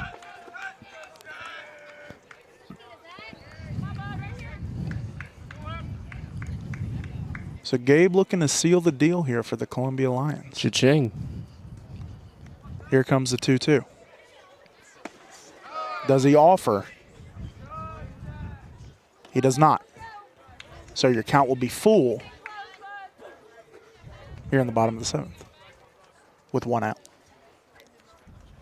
Gabe just got to put one in the zone here. Here comes the payoff pitch. And he's going to hit that one. That one's going to be fielded by the second baseman, Kingston Ward, going to get under it. Yep. And he makes the catch for the 2nd out of the bottom of the 7th. So the Columbia Lions find themselves 1 out away from a victory. Absolutely. Back-to-back wins Number 3, Matt over the George. Spartans of Summit. So that would put them in a good position for the series. And folks, no matter the outcome of this game, we will be back tomorrow at Columbia Central High School at 6:30 p.m. for the 3rd game of this series, where Columbia will hopefully lead the series 2-0. Absolutely. Barring a disastrous whatever here. And Gabe Leonard gets a first pitch strike there. Gets ahead of the count. Very clean one, too. Absolutely. Had a good bit of break on it. Here comes the 0-1. That one's going to be hit. This could be it right here. As Ward's going to call him off. He's going to make the catch. And, folks, that is your ball game. The Columbia Central Lions win this one 7-3. Started off with a Jack Beck solo shot to left center field. After that, in the 2nd inning, an Adrian Matthews 2-run shot to left center field. They get 3 more runs in the 4th and capped it off with 1 more in the 7th inning. And that brings you to your final score, 7-3. Folks, what a great ball game. We'll be back tomorrow night at 6:30 p.m. Columbia Central High School against this same Summit team for the 3rd game of this series. I am Matthew Belkin with Drake Pugh. Thank you all very much for tuning in. We will be back tomorrow night, folks.